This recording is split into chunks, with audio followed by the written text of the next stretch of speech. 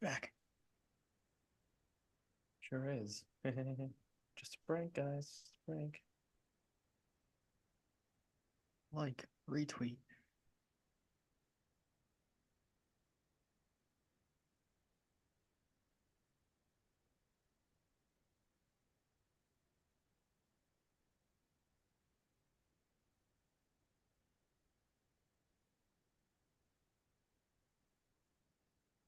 Not Coke, join us. Come join us.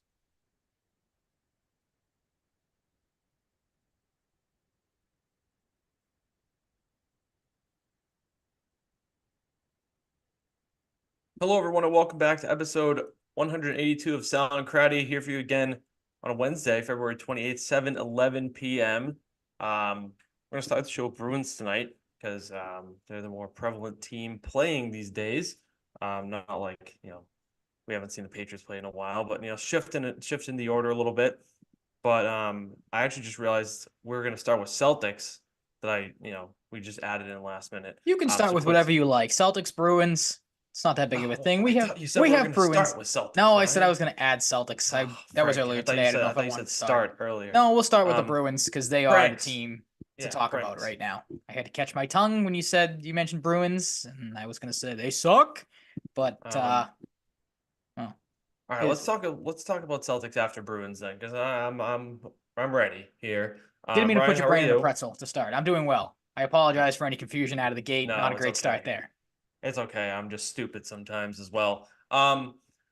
Bruins though, 9 games in a row without a regulation win is tremendously unideal. I'm not even sure if unideal is not a word. Is a word. See, now you got me all flustered. Damn it, I Ryan. apologize. I forgot in English. It's bad. I saw when it was 8 that it was like the last time such a streak had happened was 2010. I think around this time of the year too, around like February, if I'm not mistaken. It's not good. They cannot finish a game to save their life. Despite the Edmonton game and Dallas last week, they really haven't been able to do it. And the Edmonton game was an absolute slog, which is funny to say in a game that was so wildly chaotic. It was a slog in terms of the mental sense. Mental meaning my mental. I stayed up for that goddamn game, and I didn't need all of that. I didn't need all that nonsense. They win 6-5 though in Edmonton. Not an easy place to play when the Oilers are scoring and high flying. Swayman stops 37-42. They outshoot the Oilers 42-36. Not an easy task.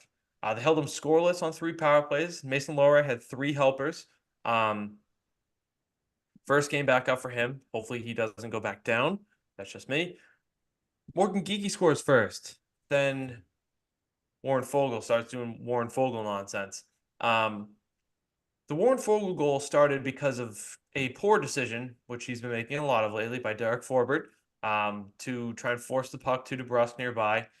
DeBrusk, understandably so, can't necessarily handle it and turn it as quick as he would have liked to with an Edmonton Oiler closing in on him. So that creates a whole clusterfuck, a lot of empty space because Forward's on the wall. There's some empty space right here. Forwards aren't there in time. They're kind of meant to adjust on the fly. Didn't have enough time because they didn't anticipate something this stupid happening. I suppose, but not a good look for him or DeBrusk or Forbert, more so Forbert, of course, but DeBrusk was just caught in the crossfire quite literally. And Fogle scores first of 2 for him. But the Bruins responded, like it's 1-1. Then Marchand scores on a wrist here, kind of just vintage Marchand goal. Frederick scores on a tip. And the DeBrusk goal is really nice. And really nice cycling at the top of the zone, going back and forth, kind of creating a bunch of moving parts for Edmonton to try and keep up with. And DeBrusk ends up with a shot, gets his own rebound, and pots it. No push-ups for DeBrusk. I don't know if you saw the whole discussion he had with his dad about push-ups if he didn't get a goal and an assist. Maybe it was just a goal. I heard people saying no push-ups after just the goal, but I thought he said goal and an assist. I thought it was goal or an assist. I think maybe it was or an assist, but he did get the assist on the OT winner. So one of the assists, maybe it might have been 2 on that one. Warren Fogle again chooses to be difficult, kind of rude. scores his second. I think Parker Wotherspoon, I like the guy. Could have done a little bit of a better job boxing him out, but I'm certainly not gonna like rain hell upon him for that. But could have been better. Um, Things got really rough for Jeremy Swayman. Um, he just straight up didn't play good until like probably like 11-ish minutes left in the third, maybe. That sounds right for some reason. Um, he couldn't contain a rebound to save his life, which like he's not always perfect It's with not ideal rebounds. though. He has moments where he's not great with rebounds, but overall, like pretty sound goaltender. Um, the CC shot that leads to the Yanmark goal rebound. Um, can't contain that. Another rebound goal for Corey Perry. Pasternak splits it up with a nice little goal. Nice little between the legs draw pass. One of Lohrai's many assists. Pasternak kind of shows some patience, does a little head fake, finds that short side on Stuart Skinner. Just what goal scorers like him do. Roofs it, and a third rebound goal for Zach Hyman. So not great. I was getting really frustrated. I didn't anticipate or hope to be so frustrated at such a late time, but that's where we were.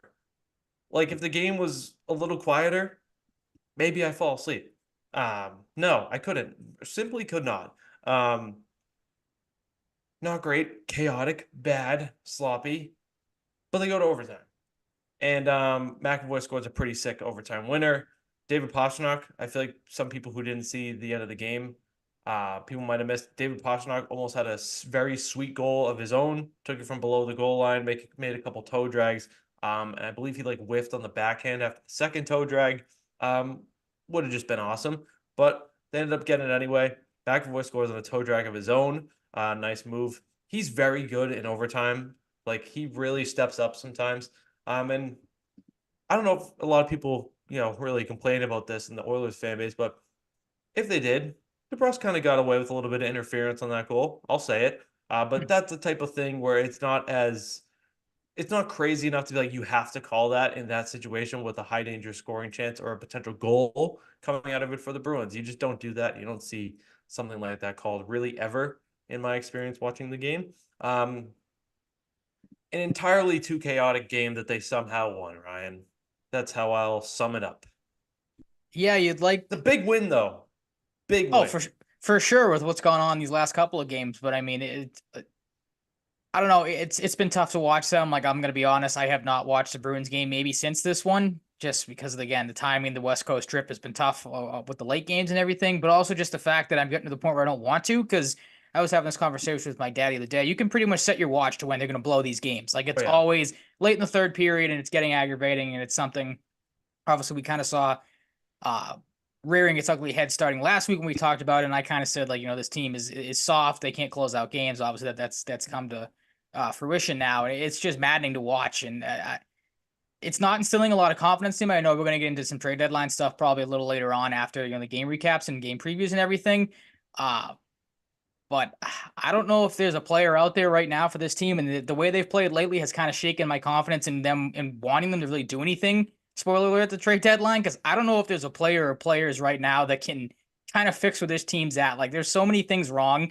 Um, and again, just the inability to close out games. I think that's more of a mental thing than anything else at this point, especially as it's gone on. This isn't just a one-off type of thing. You said about what 9 games in a row, whatever it was. They've Without a regulation win, yeah, without a yes. regulation. Okay, so They're 1-0-3 in their last four now, I think. yeah, not great. So I think it's a mental thing. Maybe they come out of it, but again, I just don't know, who's not to be corny, but like walking through those doors type of thing. Like that's old saying of, that's going to be able to help and fix this team as they are right now.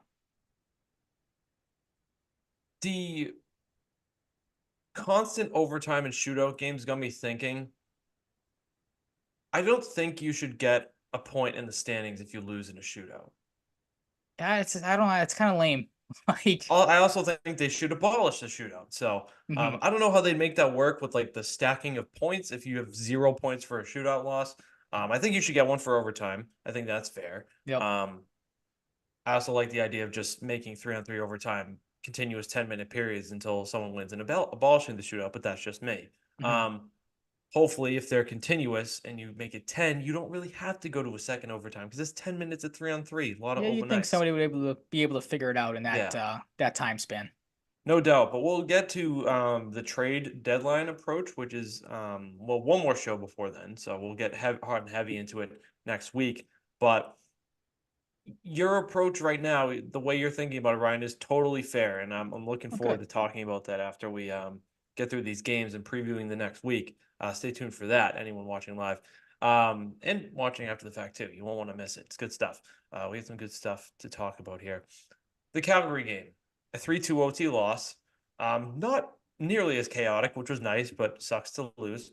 34-12-12 after this, just a preposterous record to look at, but it gets worse. Omar stops 27-30, thought he was overall solid, gave you a chance to win. Bruins outshoot him 34-30. The Shillington goals, whatever. I just think the forwards got caught a little too low, gave him a little too much space. You know, you got to at least have one guy a little closer there, I think. Just a small error. Good shot as well. Didn't have a ton to say about that one. He did a little celebration too. I thought was funny. Don't really see that one too much. Jacob Markstrom pulls a move somewhat similar to what Omar did the next game. Spoiler alert. Just gives the puck right to Charlie Coyle. Marchand has a little pressure. Maybe he was trying to be bold. Maybe he was trying to avoid Marchand getting a scoring chance out of that. I don't know, but he gave it right to Charlie Coyle. I bet on Charlie Coyle to score. I told you he's due. Didn't Yep. score a single goal in the month of February up until then, and he scores two in this one. Boom. That's you can't teach that, folks. Mm-hmm. Poor coverage on the Pospisil goal. Not great. This guy's kind of becoming an enemy with the whole thing with Marchand. That whack he gave him, and now he's scoring. Guy got a 2-year contract extension a couple weeks ago, so good for him. He's having a good couple months here with the Flames. He was like a 3rd-round pick a few years ago. Maybe he pans out. Nice second goal of the night to hit 20 on the year for Charlie Coyle. I probably should have looked at how many 20-goal seasons he's had, but whatever. And the biggest one in this game was that 2-on-1 at the over. I was gonna say at the end of the game in overtime. Pastrnak reasonably tries to go for the 5-hole. Reasonably, I say, because he had the 5-hole potentially open, and the fact that he can score 60 goals in a season. He's gonna shoot the puck sometimes. Mm-hmm. Or he was going for the rebound for McAvoy. In retrospect, it looks bad. Even not in retrospect, it looks bad. Not just going for the tap into McAvoy. He had some space there if you put it on his tape properly, but it doesn't look good, especially when it goes right the other way. Nazem Kadri scores. Charlie McAvoy is down there with him. You got 2 guys down out of the play. 3-on-1. I don't even remember who the last guy was. Hung out to dry. Good shot by Kadri. Not really going to blame Omar. He was stuck on a 3-on-1, and Kadri put a good shot past him. That's just how it is. Shitty ending.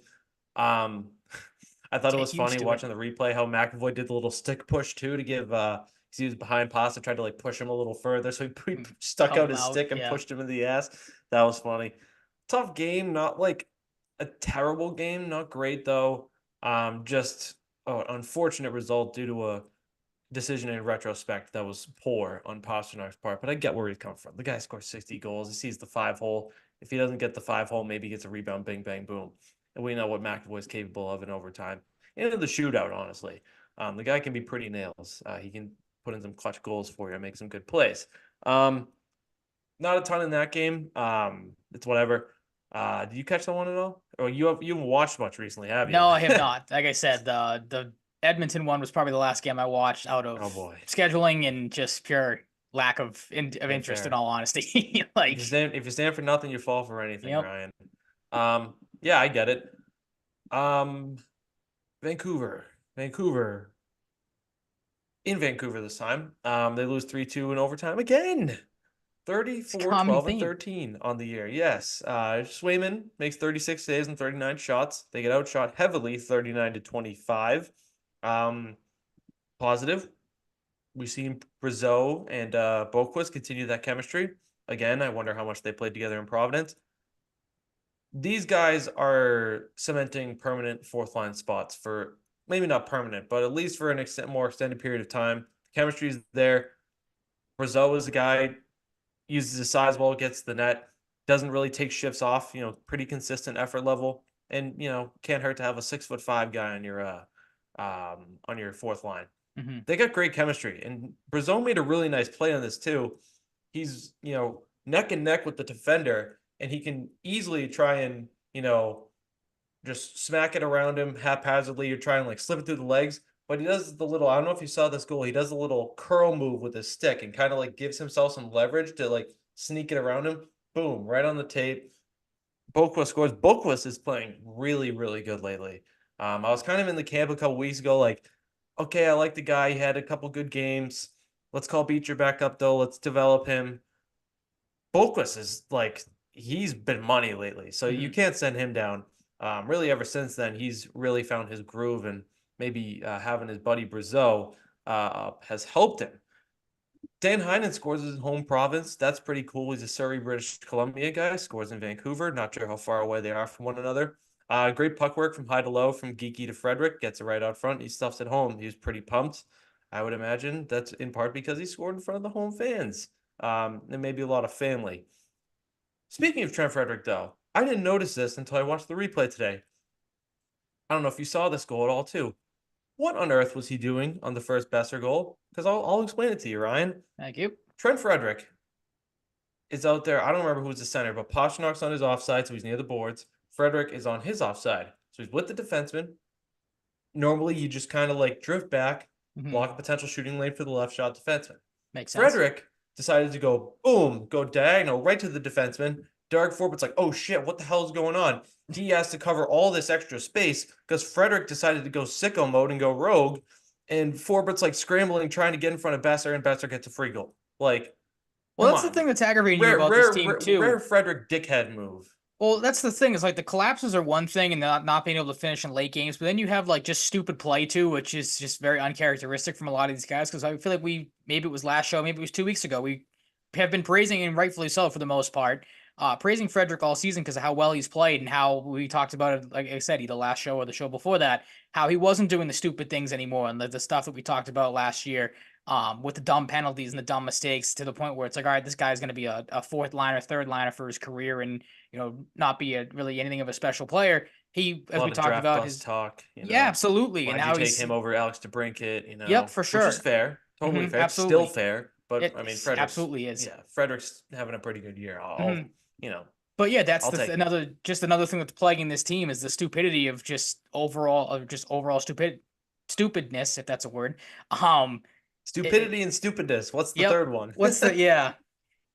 Is there another one? I can't think of another one off the top of my head. Oh, me neither. But the play of the Bruins is making me stupid right now with how just bad Yeah. things have looked. I don't know how to put it into words because again, it's more of the same every night. Like there really isn't been anything different. And on the Brazeau and Boquist point, the fourth line's been good. Yes, that's true. But that's also part of the problem. If your fourth line is your most consistent line every night and every game, and has been the one that has kind of shined the brightest of late, it's good to see. You'd like to see it as, oh, our fourth line's been great, but so has our third, second, and first line. So it's been a nice four line attack, but that just hasn't been the case. So that's one of the glaring Mm. problems as well. Yeah, on top of that, at least it'd be a lot worse if Pasternak wasn't still Pasternak because he's played pretty good True. lately. Yep. But yeah, you're totally on the money. Like this isn't to harp on like some of the third guys too. Like I think Heinen and Mhm. Geeky have been good. Yeah, Um, absolutely. Heinen's just rock solid, consistent. Geeky finds his stride more and more with every game. I think I was a little critical of him early, but I was also like, it's early. Maybe we'll figure it out. He has figured it out, which is good. $2 million a year too. He'll take that. Mhm. Super cheap, super reasonable money. Um, Philip Roenick sneaks one in late from the point. Didn't really have much to complain about here. Maybe somebody could have gotten in the way. Whatever. Just not great though. Like goes back to the point where you can set your watch to them pulling leads. It's not new. It happened a lot last year. I bet it happened a little bit the year before too. Um, it's not a good trend. Like especially lately with this horrendous streak they're on, it is looked at with a much sharper magnifying glass. Mhm. Um, this just straight up, Sucks. if it continues in the playoffs against the wrong team, you're done in 4 or 5. Like it's just how it is. Like you could be done very quick.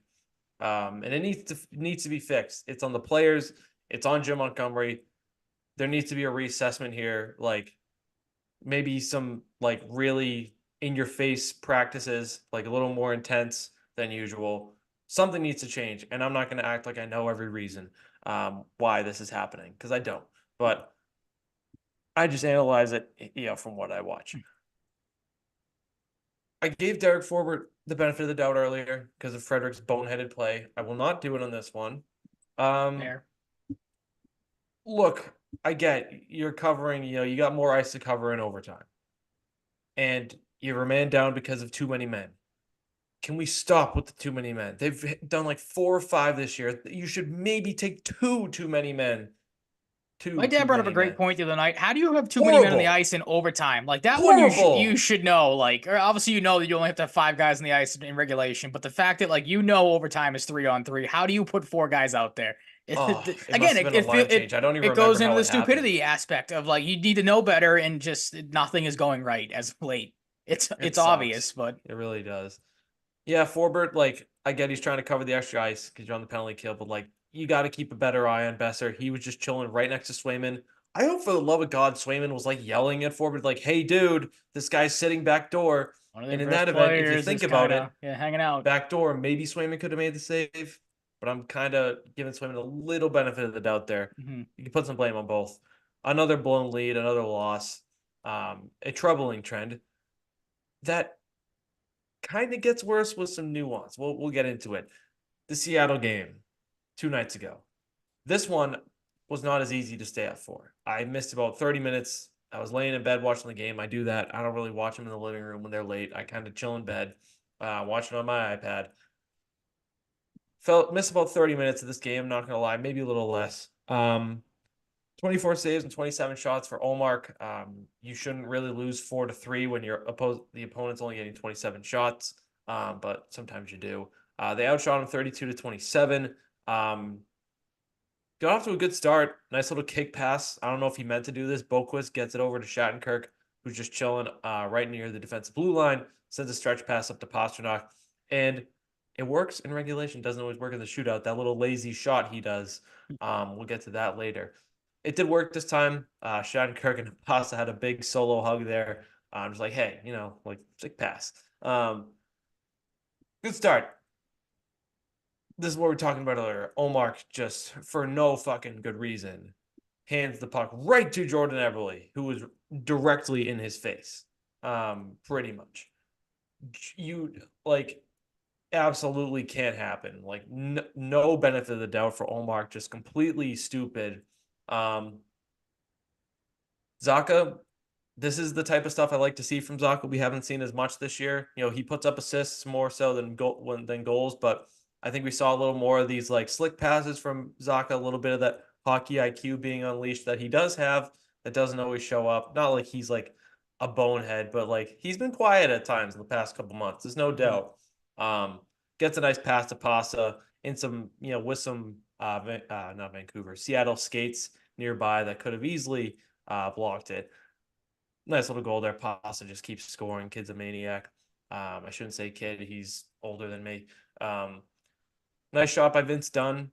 I was painfully reminded of a trade scenario that I was very on board with when Vince Dunn was on the Blues. I think this was right before the expansion draft. Shout out Mike from Woburn. He was one of the guys I saw tweet this back in the day. He retweeted like, hey, I was right. He wanted to do Matt Grzelcyk for Vince Dunn back in 2021. I was very much on board with that. I didn't even look if I even tweeted about it, but I remember seeing that tweet or some similar tweet. I was like, hell yes. Vince Dunn was like this guy on the brink of something good, was playing good in limited ice time. St. Louis at the time. Pain to think back of that. But I mean, Vince Dunn makes like 7.3 million now. I don't know if that would work with the salary cap. It might be tough. He's very good. Great shot. Plays a huge role for them now. Bjorkstrand tips a absolute like Johnny Boychuk style rocket from Will Borgen past who's in that? Olmark. Bad. Like you can't let him just walk in and tee one up like that. Don't love that. things got shitty late though. A missed pretty obvious too many men on Seattle goes by the wayside. People were reasonably pissed.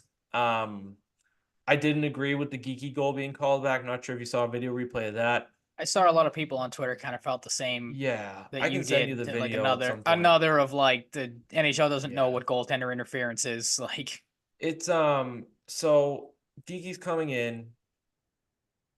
He ends up down on his knees and he's trying to, slide one in. He makes contact with Grubauer a little bit while the puck is next to Grubauer, mhm, and then like as the puck is past him. So to me, I don't really think Philip Grubauer is saving that. So I think let it play there was a on. case to let the goal count. Mhm. But they always do the argument it impeded his ability to make the save. So that was what they did. The review took like 10 minutes. I'm sorry, it just shouldn't have. Well, But once it got to a usually the certain giveaway time, that they're not yeah. gonna. Yeah, they're Once it gonna got fuck it that up long, you're somehow. like, fuck, they're gonna call it back. Mhm. Um, not great.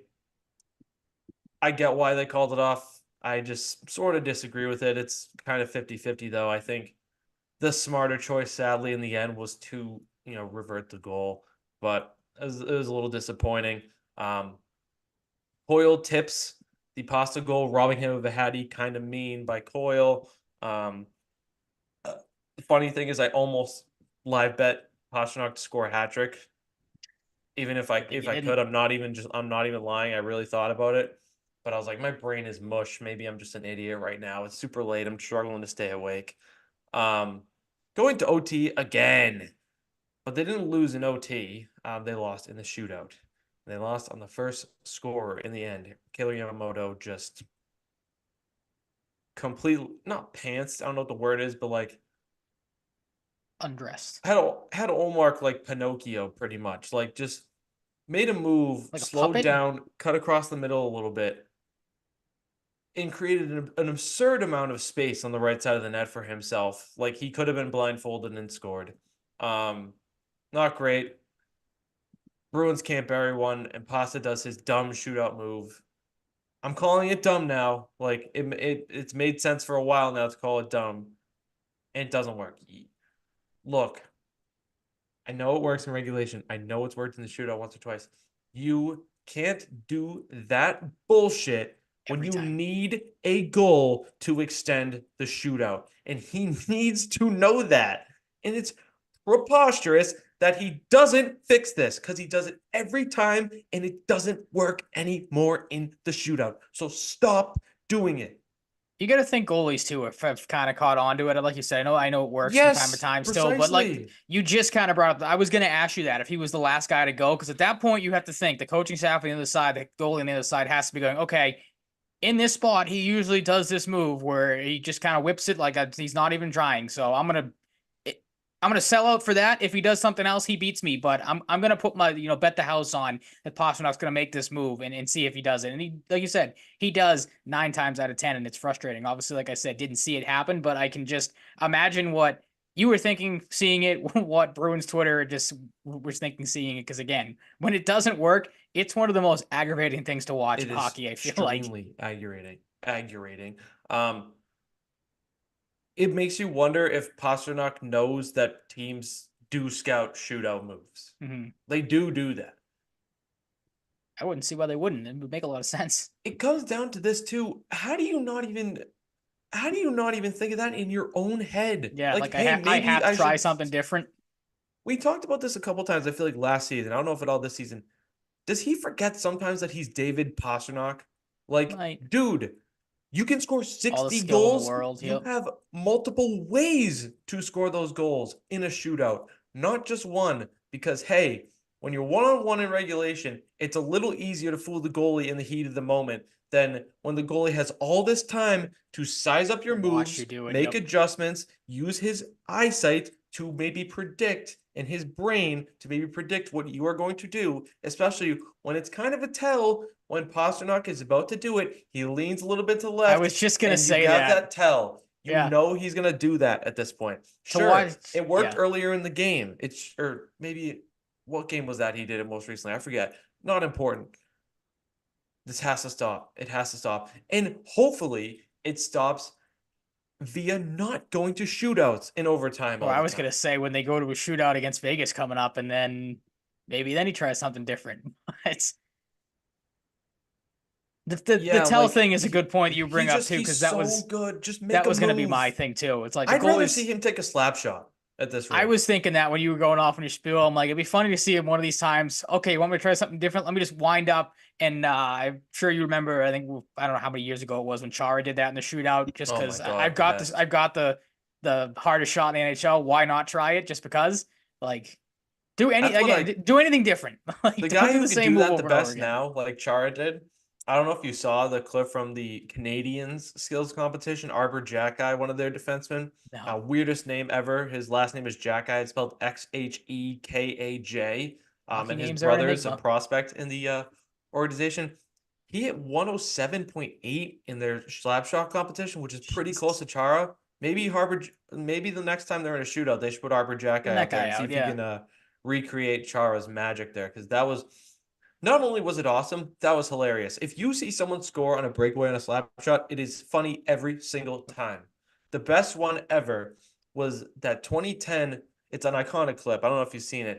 It was a game in 2010. It was Flyers and Penguins, and Mike Richards bundles Evgeny Malkin behind the net. Malkin's pissed. Flyers take the puck down the other end of the ice. Malkin's like, fuck this. I'm going to stand at the other team's blue line and wait for a stretch pass. He was all alone, I went think I in do on the remember this. breakaway and took a slap shot and scored and went The boom ultimate to fuck the you crowd. moment. Yeah.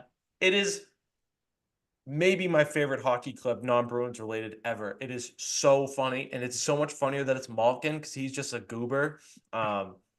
Just incredible stuff. Look up anyone who hasn't seen a Malkin goal against the Flyers. I'm sure you'll be able to find it pretty easily. It's just incredible. An ultimate fuck you goal, like you said, Ryan.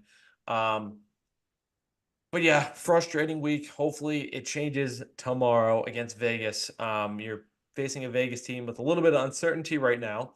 Mark Stone, who's currently on long-term IR with a lacerated spleen. Ugh. Um, Sounds painful. I will say got the people going about the long-term IR stuff reasonably so due to their past.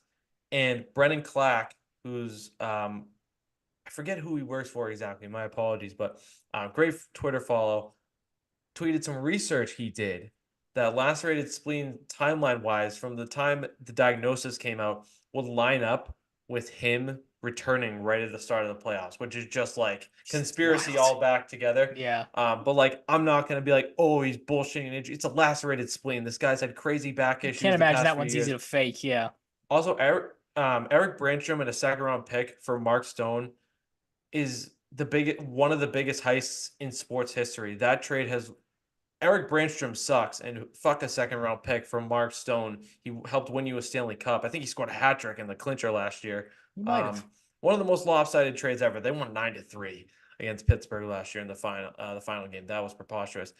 He's a long-term IR, but he leads them in scoring technically 53 points in 56 games. Jonathan March still having another great season, though, right behind him at 51. He's got 32 goals amongst those 51 in 59 games. They've lost 6 of their last 10, though. Jack Eichel, I don't know if he'll be back. I saw he was in a no contact jersey yesterday. So we'll have to see. It's a big, lineup development if he comes back. For the Bruins' sake, I hope he doesn't play. So maybe they can get back on track here or do it a little more easily. But as they lose guys, Shea Theodore came back recently. Guy that's, maybe a top 10 defenseman in the league when he's on his game. He has quite literally been on his game since he came back. So that's a big pickup for them. Just a number one defenseman through and through, in my opinion. Should be a good game, even with some injuries. And, Bruce Cassidy coming back to town again. The Islanders a few days later. Actually, I just realized tomorrow's the leap year day. So a little leap year hockey. Yes, it is. Forgot to plug in my charger. I'll do that in a second. Excuse me, laptop's getting a little low. At the Islanders on the second. Jeez, little hiccup here. Matthew Barzal having a great year, leads them in scoring. They're 7th in the Metro, though. Wait, is that true? I have to check that. I feel like the Penguins are That I do 7th in not the know. Metro. Geez, they really fallen off that bad? I didn't even notice how preposterous that kind of sounds. They are 7th. They're tied actually with Pittsburgh. Pittsburgh's technically in 6th. Yeah, seventh in the Metro. Things aren't going great for the Isles. The Patrick Waugh experience hasn't quite worked super well yet. They've lost 6 of their last 10 as well. They're 4-3-3 in that span, so they got a little bit of Bruins disease with those overtime shootout losses. Toronto, always fun to play Toronto in front of their very normal fans. 33-17-8, third in the Atlantic Division. William Nylander, despite Austin Matthews scoring back-to-back hat tricks and scoring at will recently, I think that was about a week ago now, has 79 points, 58 games, living up to that big contract extension he got. They've won 8 of their last 10. The Leafs are hot. I think Paul Bissonnette on Part of My Take made a good point today. I think the Riley suspension being upheld and just happening in general, that whole hoo-ha, brouhaha with really Greg really galvanized them. They won every single game of that suspension, and they've continued to win. So maybe that was a galvanizing moment. Maybe this is scary for the league, but I think this is a weaker Leafs roster than we've seen in the past. So we'll see. We'll see what they do with the deadline as well. Could be BC guy, Joe Wolves, long-awaited return to the crease. That'd be a big pickup for them. Good young goalie. Haven't had the most stable goaltending lately, but of course, winning 8 of the last 10, things have been a little better. He's been on long-term IR for a while, so he could be back. We'll see. And then you get Edmonton. It feels like they played Edmonton, Vancouver, Calgary, Seattle like 14 times in the last 3 weeks. It's crazy. They've been playing them so often. You get Edmonton again, this time at home. Connor McDavid and the boys come to Boston. They're 34-20-2, 70 points, third in the Pacific. You know the drill with the Oilers. We've seen them plenty lately. Maybe by that time they'll have a guy we're about to talk about, or one of the guys we're about to talk about when it comes to the trade deadline. Bruins first, though. We have no progress on a contract extension for Jake DeBrusk, which is sort of like whatever, but might not bode well for him. He's kind of saying it to it's on the back of my mind, no doubt. So I don't know. Hopefully It's that not a doesn't good continue look to for a affect his play. guy that's got some history. That's not a positive thing to hear. Not gonna lie. Not great. Where are you at on the whole DeBrusk saga, especially ahead of the deadline? His name with a team like the LA Kings, Adrian Kempe might go to long-term IR. Could he be a fit there? Could they decide to shop him at some point, just in general? Where are you at? Do you think it's even realistic they trade DeBrusk? Because I really don't. I mean, if the Right now, package at is least. right, I feel like you could definitely find a partner for him, depending on what you get back. But like I kind of alluded to earlier, with how they have started to play down the stretch, and especially again these collapses late, and just that aura around this team that they can't close out games. I don't think that's going to go away when the pressure obviously gets ramped up even more in the playoffs. I don't want to say the goalies are running out of gas, because I think Allmark and Swayman are obviously still have had great seasons. And again, we've talked about it before, that it's the defense more so in front of them. But for me, with how things have gone, I'm kind of at the point where I don't want the Bruins to make really any big splashes at the trade deadline. I would, maybe trade a prospect or two here, or maybe a player off the roster for a player. I don't want to give up draft picks, because I don't want them to go out and maybe show out like a first round pick for somebody or something crazy like that, just for, what I think is probably going to be a short playoff run. Because again, I don't think this team is going to go deep into the playoffs with the problems they've had right now. As I said to you earlier, I don't think there's any player or players that can, unless you make some sort of massive, insane move. There isn't a player that's going to walk through the store that's going to fix all your late game problems right out of the gate. I'm sure there might be some guys that might help, but I think this is just the DNA of this team right now. And again, I'll keep harping on it, because I know you've bounced in and out here, and I don't know how much of this you heard. No, I got the gist. My Okay, fan was just making a loud ass noise, no and I needed worries. it because it's hot as But just balls in here. the main point for me is these problems aren't going to go away in the playoffs when things ramp up to even more than they have. So I'm more so in the case of making minor moves. Again, trade a prospect. Maybe you don't think it's going to crack this roster anytime soon. Maybe trade a guy off the roster if you can find a partner for, like we talked about before, like Grizzlick. Maybe if DeBrusk can get you back a defenseman or something like that. I'm in the camp of trading Olmark. I don't think you need 2 goalies at this point. I would rather just see Swayman take the reins and run with it. We've seen the success he's had this season. And Olmark might be able to get you back something of value if you want to go that route. It's a rough spot to be in right now, because again, how things have kind of have turned and how I feel like not a lot of people have a lot of confidence in this team right now, and rightfully they shouldn't because they're not giving you a whole lot to be confident in. Um, Yeah. but the deadline's it's such a weird spot, man. I hate the deadline to begin with because I just think it's such a dumb point in the season too, where you get a guy for what, maybe a month after the trade deadline. There's what, 15 games left in the season, whatever it is. Like, I was having this conversation with a couple people the other day, like it just nitpicking at this point. Yeah, that's my spiel basically. Like, I'm not too sold on the Bruins doing anything too crazy at the deadline right now with the way things have gone. Yeah, the thing with DeBrusque too, I think the only real thing, two things rather, that makes sense. I've held this belief for a while that it only makes sense to trade DeBrusque if it's a hockey trade that involves a Yeah, scoring winger coming absolutely. back or someone that can score. Hmm. Um, I think I'd like if they were to trade Olmark, they'd like to ideally trade him out west. Um, and I can't help but wonder, part of the thing with Hannafin is why trade for him if you can get him in the summer if he That's wants my to whole come here. mindset. Yep. So you also have the DeBrusque angle. If Calgary is interested in DeBrusque and you don't think you're going to extend him, if you don't want to lose him for nothing, and you can get a scorer back maybe elsewhere in a separate trade, that you're kind of banking on that. Maybe you do the scorer trade first, and then that kind of forces your hand. Opens But the then door for something you'd have else. Yeah. salary cap ramifications that'd be tough to fit that in, and then scramble to get DeBrusque's out the door. So um, then you'd have to make it work with Hannafin's salary too. He makes about $1 million more than DeBrusque.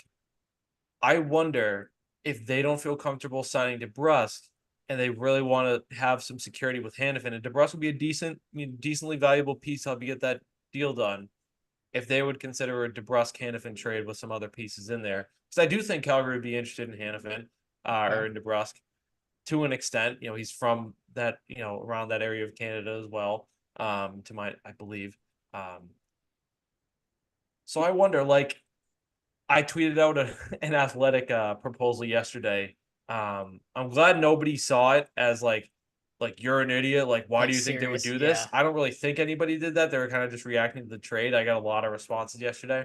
A lot of arguments. I created a little feud between the Flames and Bruins fans. Um, the Instigator. one the athletic tweeted out. Um, it was Mason Lowry, John Beecher, and Jakob Lauko for Noah Hannafin. I don't think Craig Conroy would entertain that at all for Noah Hannafin. Probably At not. all. They are absolutely, unless you're trading a valuable roster player like DeBrusque, maybe you don't have to. They're absolutely going to try and ultimately succeed in getting a first round pick for Noah Hannafin. Even for a Worst guy that's players have potentially a gone flight for risk. first round picks in the past. What? Even a guy that's potentially a flight risk. Like, you don't think that at some point they're going to be Hannafin? like, all right, maybe. Well, I mean, like, for a team that's trading for him, they could trade for him for whatever many games is left, and obviously he signs out for free Well, agency. yeah, So but in this event for the Bruins, that secures that you have the negotiating rights and he wants to be here. So true. maybe like it also you kind of have the even playing field. Like if you don't think you're going to trade DeBrusque and he helps you get a guy that you plan on going after anyways, is that worth it? I don't know if they think It's a that, fair way to look at it. but there's also the angle with Hannafin, which is reasonable, and I've thought this for a while. Sure, he'd be great to have, but then you have potentially 8.5 at max for Hannafin per year. Low is 7.5. He's probably going to get 8, in my opinion. 8 to him, let's say 9.5 to McAvoy, 4.1 to Carlo, and 6.5 to Lindholm. That's a lot, and A the lot of cap's money. going to Yeah. keep going up, and it's already going up. But you have to feel really, really, really comfortable to commit that to your defense. But at the same time, if you have that top heavy, expensive top four, you have Mason Lowry rookie contract money for a little while longer, and maybe you call up like they don't even really have a prospect to go in there. Maybe you sign Waterspoon to like $1 million. He plays the right side with Lowry, or you sign like a cheap right shot defenseman next year for like $1 million. So it kind of balances it out. It's like I'm not super thrilled about committing that much to your top half of your defense, but it would eliminate the need to add a top four defenseman for a very long time at the same time. It That's would true. allow Yep. you to slot Lowry in on the third pairing for a while, have a very comfortable little sheltered role for him.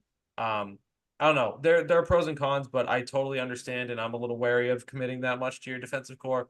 But I've kind of put myself in the mindset like, sure, it might be dicey, but like I've said this a lot. I really do think they're going to make a heavy push for Hannafin, and if they do it, they're going to make it work. That is their plan. Like they're not going to do it and be like, okay, like we'll ride by the skin of our teeth here. That won't happen.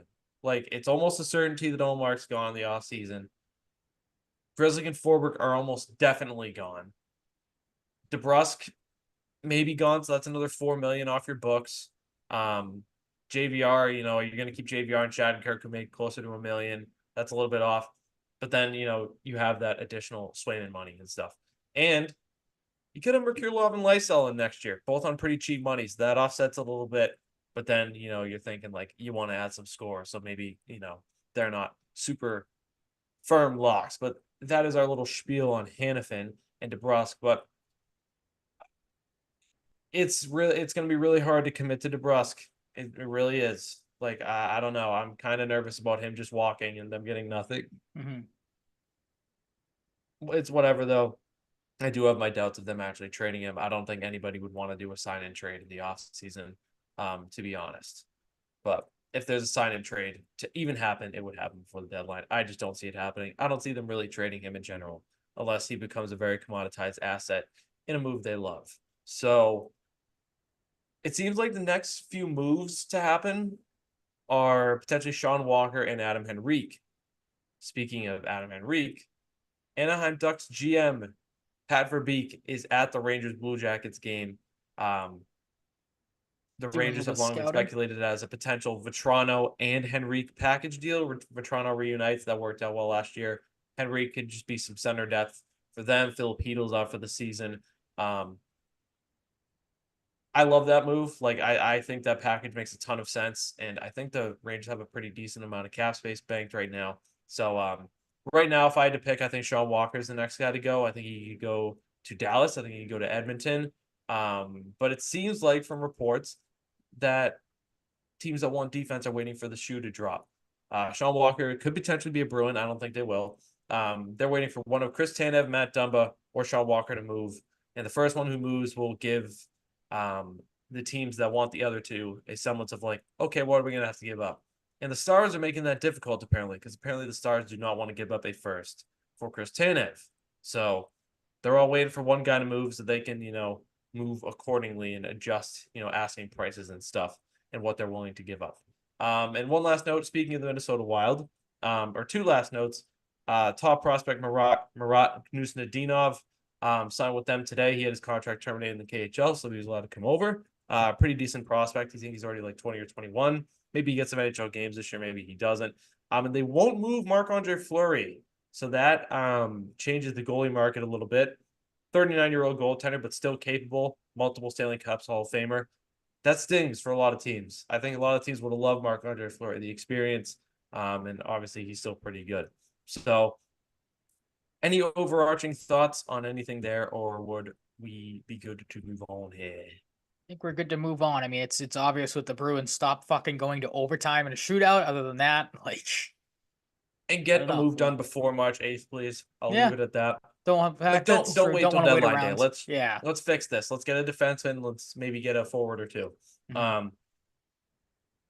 We'll see though. And I'm also not leaning towards them trading Omar. I'll say that. He also has trade Yeah, I don't. protection, so Omar can veto a Yeah. trade. I don't think he's I gonna think get it's dealt the happening in the offseason. I don't unless know if they maybe want to risk that. you Risk don't the think now lack that of rotation Flurry's not working. fair, but real quick at the end, now that you bring that up, you don't think with Flurry now perhaps technically off the market, maybe that opens up a door for someone maybe calling the Bruins on Allmark or Potentially. all So right. the goalie market's interesting because Nashville's saying now with them playing really well, they're not going to move UC Saros is Saros. okay. They shut down a deal. Shout out to Jim Behringer, former fellow full press guy. Bad slip up there. Okay though. He had a report of a big time trade that almost happened with Nashville and New Jersey for UC Saros that involved a lot of key prospects and stuff. But Barry Trotz doesn't want to trade him, which I think is dumb. Like Nashville's probably going to make the playoffs, but I think you should sell high on UC Saros because Yaroslav Askarov has won like 16 of his last 17 starts in the AHL and has superhuman numbers.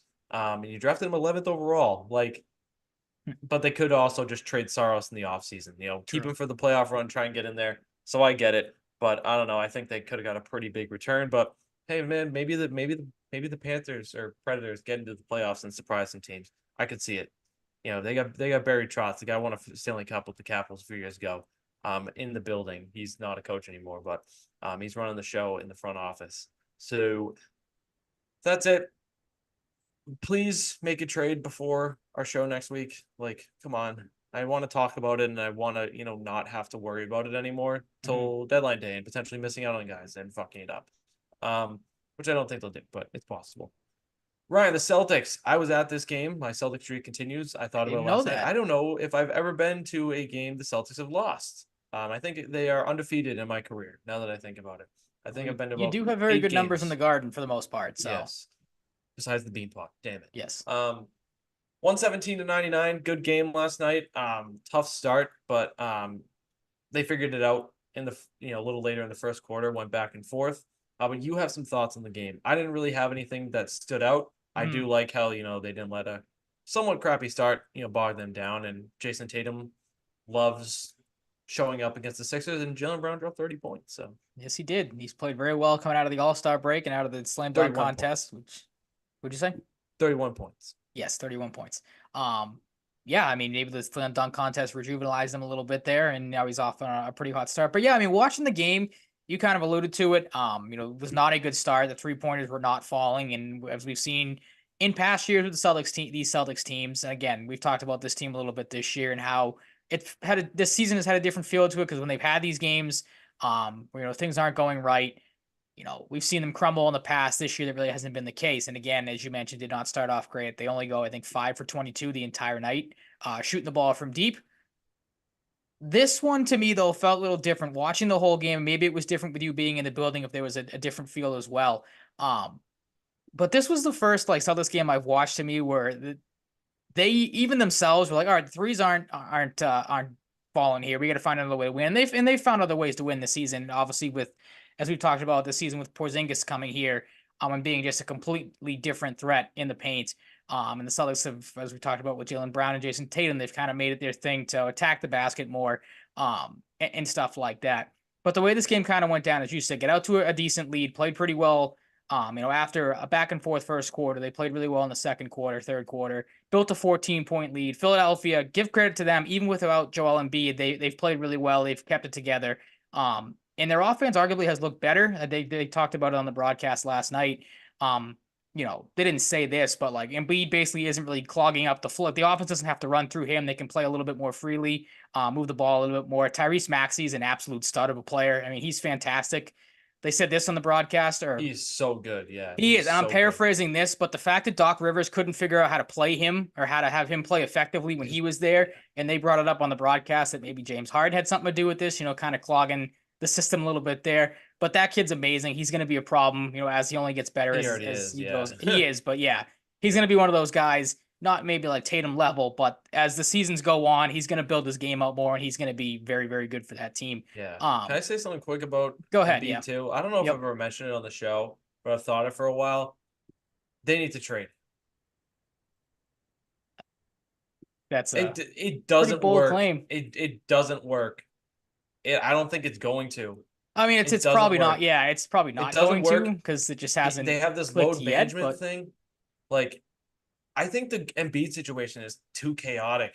I think they're gonna run into the same problem every year. They're never gonna be able to beat the Celtics. I think right now you can still get an insane return for him, even with the injury troubles. I think they should trade him. I don't care if people think it's crazy. I don't. I don't think it's crazy at all. Well, at all maybe is a stretch, it's a little crazy. I'm being bold here. I absolutely think they should trade Joel Embiid. Absolutely. If they continue to play well down the stretch and I without think the him, same shit's gonna happen, man. I think they need a new leader. Maybe Maxey's that guy, and they could get an insane haul of pieces to round out their team. First round picks, who knows if they care about those, but they'll probably get some. I think the return for Embiid would be astonishingly large, and I think they should do it. Well, if they ever trade him, you heard it here first, though. The makings of, at the time, a madman potentially, but Cratty yeah, buckets in checking in. 2 or 3 years, if they keep, bouncing out early and he wants out, you heard it here Hey first. man, they're gonna talk about it this year. They're gonna talk about it in the offseason when they fizzle Well, there out. was I'm just telling you. rumblings last year that Telling you. maybe are going into this season, so How much longer can you do it? who knows? But no, the thing I was going to talk about was, I mean, as we've said before, this team really hasn't had these. They've had a couple of moments here and there where it's like, all right, it's a game that you should get up for that you don't. You kind of have this lackadaisical performance. And you saw a little bit of that in the fourth quarter. Philly cuts what was a 14-point lead down to a 2-point lead, with just under 9 minutes to play. And then it's almost like a switch kind of went off in the Celtics' head. Jason Tatum, who I'll get to in a second, especially, where to me, and again, you were in the building, so maybe you felt the same way or there was a different feeling. But almost like fuck this, we're done playing around. We're gonna stomp on this team and kind of end things right here. And again, Tatum was right at the lead of that. 15 of his 29 points come in the fourth quarter. He basically could get to the free throw line and get to the rim whenever he wanted to, and that's obviously we've talked about in the couple times we've talked about the Celtics here. What's been such a great step up from him this season, and we talked about it with the MVP stuff last week. Just whenever he gets to another level, he can do whatever he wants out there, and that's why I think he is right now maybe the best player in the game. I know it's might be crazy to say MVP with chance Jokic raining down playing. last night. The interesting thing defensively too, and it was especially highlighted. I think you can look at it different ways, but like, there's been the talking point of Embiid can't really guard Tatum, but they also He couldn't guard can't. him without Embiid. So like, if you're the Sixers, how the hell do you cover Jason Well, Tatum? I Because know you can't. we No one just can talked cover him on that team. we talked a lot of up about Tyrese Maxey, but there were a couple times where, like, they had him and he did just look like out on an island. I mean, Tatum Tatey. just absolutely, Whoa, yeah, Tatey. the Can mess you ups there. combine Tatum and Maxey? I might have, yeah. The screw ups are coming fast and Jason furious tonight. Tatey. Someone's Jason gonna make like a Tatey. parody, like Jason Tatum Twitter account called Jason Mm-hmm. Tatey. Yep. But I mean, there were times where I think I was trying to say he bullied Maxey, and that's where the Tatey came from. But that's what it was. I mean, he went to the paint a couple of times on switches against Maxey, and it just wasn't even. It would have been like you or I out there trying to defend him. So again, the Ryan, you mindset of Tatum underestimate this him. year to be maybe I do. Oh, I am fucking horrific at defense in basketball. Like, Mhm. I can't do anything Fair enough. on defense in basketball. All right, fair enough. But yeah, I mean, again, it was just another prime example of Tatum just at this point going to another level. The last couple games too, I don't know how many you have watched on TV, but that Knicks game especially too. Did something big just break or something happen? We That have a trade coming in the NHL, and it's about one of those defensemen we just talked about. The Calgary Flames and the Dallas Stars are working towards a deal for Chris Tanev. oh, I The think we said first Noah shoe Hannafin. is dropping. And I told Matt before he headed out to work tonight, before the show, that I'm hoping we got some breaking news during the show or before the show. It looks like Chris Tanev is staying in the Western Conference, and they're developing a deal. We'll We need a see if breaking sound button. Dallas is willing to give up that first round pick they were stringent on. And we have another one. Sources say the Canucks have made significant progress with superstar Elias Pettersson working out an 8-year contract extension. Not done yet, but a big development, and a new deal could be finalized in the coming days, despite some worry from Canucks fans recently about that deal potentially not happening and then potentially having to trade him or him getting offer sheeted or something. Well, it wasn't as late as the Holy news shit. usually comes in, but again, the Holy news of shit. after hockey talk ends, that's when these things start Hopefully to the drop. details Very, drop before the end of the show. yeah, that That'd would be be nice. lovely. Yeah, If not, we that would be will ideal. stay awake until the details drop. Just sit on the screen, just trying to figure out what the hell to talk about, what's We'll on just be TV. silent. Like once Yeah, we'll do the just looking at outro your and just like phone, like, just keep staring at the did it screen like, happen yet? oh Nope, no, didn't that would happen. be really Yeah. ideal if it drops. Well, I'll heavily monitor Elliot Friedman's Twitter in the meantime. All right, good to know. Oh, we have it. Not Didn't take every long at all. detail. Awaiting full deal, but hearing Chris Tanev to Dallas will involve a second-round pick, a young prospect, and a conditional pick. So they didn't get the first, but the conditional pick could be decent. And I wonder who the prospect is from Dallas, because they got lots of them. They've had a really good stretch of drafting these last few years. Maybe Maverick Bork? Maverick Bork would be a big one to give up. I think that would be a mistake by Dallas, but Maverick Bork's having a phenomenal season. But I don't know. With it being a second, I kind of wonder if it's a lower end prospect and then like a conditional fourth. So we'll see. We'll see. I'll keep an eye out there. Okay. They No, just keep coming. They just keep coming. This is Fast and Furious right wonderful. now. There you go. This is It's wonderful. I yeah, a love it. Let's nice kick change it of pace up. finally. That kicks Yeah. up the defensive market. And I literally just said I think the first defenseman to move is going to be Sean Walker. You did. So this, Wrong. yeah, Wrong. not great there. All good. Um, Reverse jinx, yeah, there I you go. guess. But yeah, just back on the Celtics, gonna try to figure out my train of thought here and regain it now I after know. all I'm that sorry. hockey stuff. It's okay. But yeah, just basically that, like Tatum again finding another level. Oh, I remember what I was gonna say is the watching the Knicks game too the other night. I don't know if what the deal was, but just kind of watching him, he's played. I feel like these last couple games like with a not an attitude, but again, maybe it goes into that like F you, I'm the best player out here. I'm going to prove it because he's played angry the last couple nights. And again, we talked about this going into the season with him, becoming a leader. I think you and I both wanted to see more, pissed off Jason Tatum, where if there's a night where you're having it, just take over. You've seen that from Jaylen Brown at times. You mentioned him a minute ago. One of his best games of the season last night, 31 points, as you said, on 11 of 15 shooting, only missed 4 shots the entire night.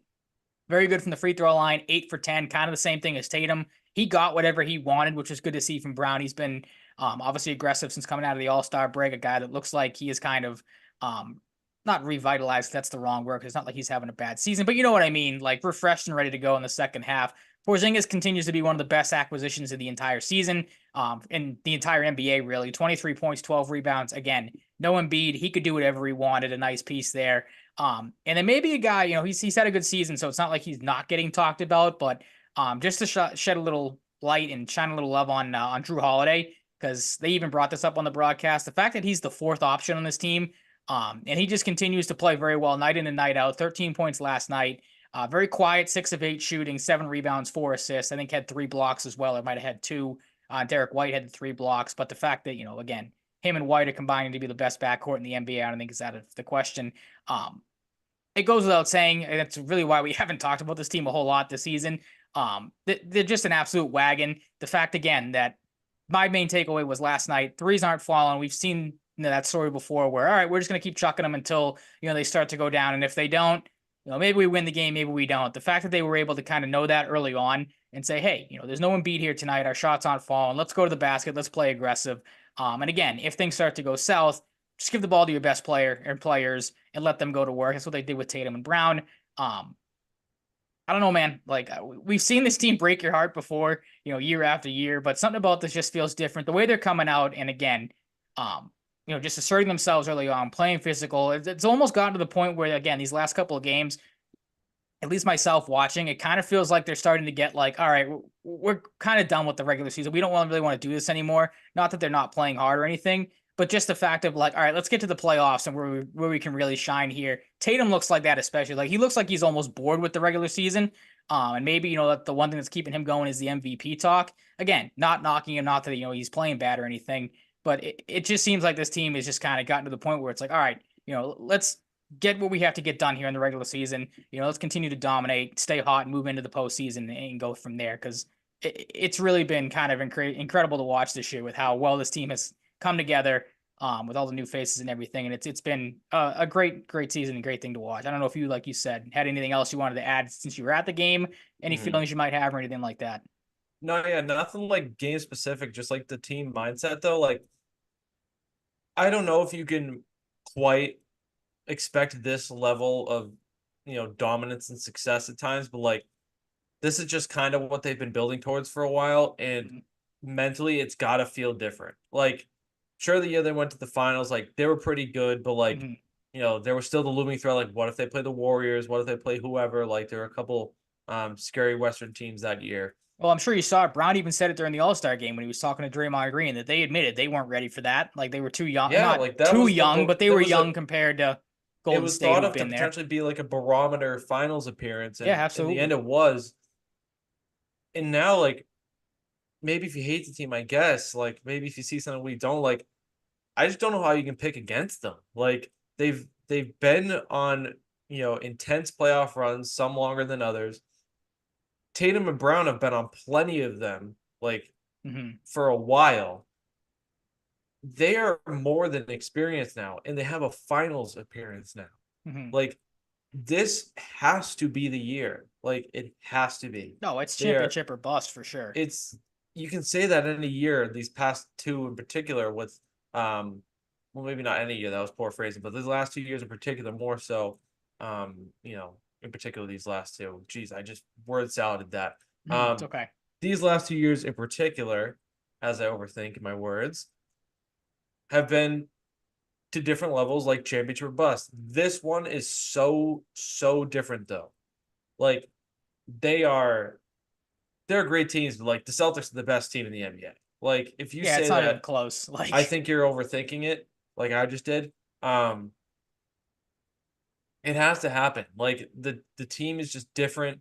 Um, it goes back to what Brad Stevens has been able to do too. Like he's just made moves even since the Brogdon trade that are like so perfect on paper at the start that you're like, how is this happening? mhm. And it has to get to a point where you build a roster like this that's so good that like the universe might not be able to stop it. Like this team is just they're too good. They're too good. They can win games in a variety of ways. Mhm. Their roster is phenomenally deep, especially like their first like 8 or 9 guys is an incredible group. They have to win. They have to. That's just Yep. how it is. It's never been like this for a long time. Yeah, I mean that was again the takeaway for me is like that was this you just said it. That was the scary thing about last night is that they have found ways to win in numerous ways. Like the joke, obviously, people will bring up like, well, Missoula ball and just chuck up the threes and everything, and that's a fine way to win games if they're falling. And when they're not, as we've seen in the past with the Celtics team, they have struggled to find wins or find ways to claw out these wins. The fact that you've been able to bludgeon teams with threes last night, you like they again to sound like a broken record, they beat up the Philadelphia 76ers, and they tend to do that whether Embiid plays or not. Like I think the Celtics play them pretty physically with it being a rivalry and everything time after time. But last night, like I said, it was just something about the game. It was eye opening again to see just them get close to collapsing. And then again, just that epiphany as we've talked, I've made the joke with the Warriors before back in their heydays. It's like, all right, this team just plays with teams for 3 quarters. And then it's like, all right, let's just turn it on and blow you out by 20 points. Yeah. And that's what happened last night to me. And that's, again, what it's crazy to say because again, the Celtics have been so dominant all season. So how you can sit there and go, how is one game um gonna show you anything or prove you anything? But again, last night to me was an interesting one to keep an eye on Mm. moving forward. Because again, like Yeah. it showed something that maybe you've had some still a little bit of questions of like, all right, is this team really that serious? Can they get up for a game that Embiid's not playing? Um, you know, come close to blowing a lead, but they find ways to win. And again, as you said, they're as deep as they've ever been. If Yeah. they don't win a championship this year, it's going to be such a crushing defeat.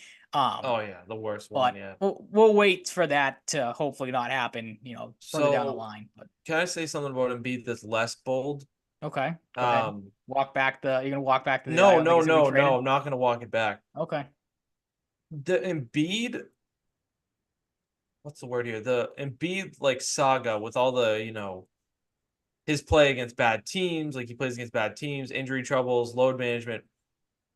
That has become their identity, like almost entirely. You've Could had argue that, James yeah. Harden to put blame on in the past. You've had Ben Simmons to put blame on. Now it's all Embiid. Like that kind of lends credence to like my thing. Like I think in order to be a contender, they have to do this. Hmm. Like unless they miraculously put it together this year, which I don't think is like really remotely possible. Like No, sorry because I mean Philly they're fans. not gonna get I him think a back lot of Philly until fans are starting to maybe figure the this end out of the too. year. I Yeah. feel like the vibe has shifted a little bit in the Philly fandom. Like maybe not like they want to trade Embiid, but like I don't think this changes if you know you don't trade Embiid. Like this is their identity now. Like Hmm. it's all about Embiid. It's all about, oh, why is he playing this? Like it's everything revolves around him. There's no distractions around him anymore, unless I'm missing something. Like it's all centered on him. And Yep. if they underachieve and they don't do it, and then they do the same thing next year, they're gonna be like, why the fuck didn't we trade him last year? Like that's I don't How think long that's can we that keep going crazy. on with this? I don't think that's that crazy. Like I think it's it crazy because the magnitude of the player, like an mhm. MVP caliber player, but like they have to make some serious moves around him because like Embiid and Maxi, I still don't think is enough. No, I mean they need one more guy. It's obvious. Maybe You know, two, at least uh, like another like a not like big three level, but like a really solid complementary third piece. Yeah. and then like a Drew Holiday type to be like a 4, like Hmm. a fourth rung, like Porzingis, 3 or 4, whatever you want to put him at. Hmm. Um, they're like interchangeable, I guess, in a way. Like not really, more so Porzingis, but I don't know, man. Like I think the if they underachieve, the talk's gonna pick up, and I don't know. I don't think it's worth it to keep doing this charade every year. Well, if they And continue to think about how much they underachieve, could get. They could get so much for him. oh, I was So gonna say it's much. the NBA, so they continue to underachieve. On Jesus Christ tonight. If they continue to underachieve, as we've seen in the NBA before, Embiid's more likely to be the one to take himself out of there than That's true the too. 76ers Good be like, point. all right, we're gonna actively shop Joel Embiid. Like as we said, there's been rumblings going into this season that like if things don't go the way that they wanted to, and obviously they haven't with him being hurt, but maybe he's a guy that may want out, in a year or two. So something to keep I an can eye see on. it. Yeah, that's a good But point too. it's all Celtics right now. Like again, I know it's crazy to sit here and again say like, oh, one game changed the mindset of the team, but again, just the way that things went down last night and kind of the look on some of these players, like they can kind of start to really like sense it a little bit that like, all right, we're pretty badass here. Like let's keep this going Yep. and continue just to beat the bag out of everybody. And who knows? What if like I feel like we haven't seen has Xavier Tillman even suited up yet? Maybe once or twice Yeah, in like garbage time. I know Springer got in last night, which I was yeah. kind of rooting for him to maybe get a little bit of Against his revenge old on team, yeah. the 76ers, yeah, I for don't kind know. of Maybe casting him those guys away. become But valuable. yeah, they really haven't Also, gotten a I whole didn't lot of notice time. him out that much last night. I love Kata. I'll just say that. Got to He's give Kata been his flowers. He's like kind of like my new Aaron Baines. Like kind of a guy like, not always in the limelight, but just mhm. shows up. Big man. Like Yeah, he I hasn't. I don't love know if he was Kata. I hurt love for him. a while, but I know he was in Maine the other night and he dropped like a 20 and 15 game or something ridiculous. Again, that goes into your point a minute ago of Brad Stevens just being able to find guys out of nowhere. Again, good player last year in the G League, but the fact that he was able to come in and contribute some pretty good minutes over the season for the Celtics, and probably will continue to do so depending on what direction they want to go in. Although they do have to kind of get that two-way contract going at some point and convert that, or else he's not going True, to be able to forgot make the about that. play of the playoffs. But yeah, Give I him a mean, again, max another good contract, find. damn it. Give him a max contract. Yeah, yep. A max 2-way or whatever. Give him the max contract for the 15th man on the bench. Yep. I love him out of respect, Fair. I like to goof That's around fair. about the Celtics sometimes. He's my new Baines. The Patriots, Ryan. One of the biggest storylines has been not only the Vikings potentially wanted to trade up with the Patriots. This is due diligence, of course, in part.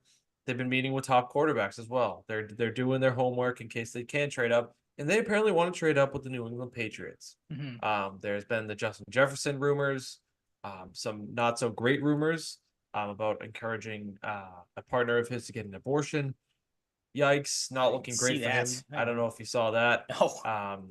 Don't know the details though. Not going to speculate. He's getting some flack for that. Not going to speculate on details here. Don't know the whole story, but I did see that today. There's potential of getting Justin Jefferson. I don't know. Like it has to really get to a point where like he's like, I'm not going to sign.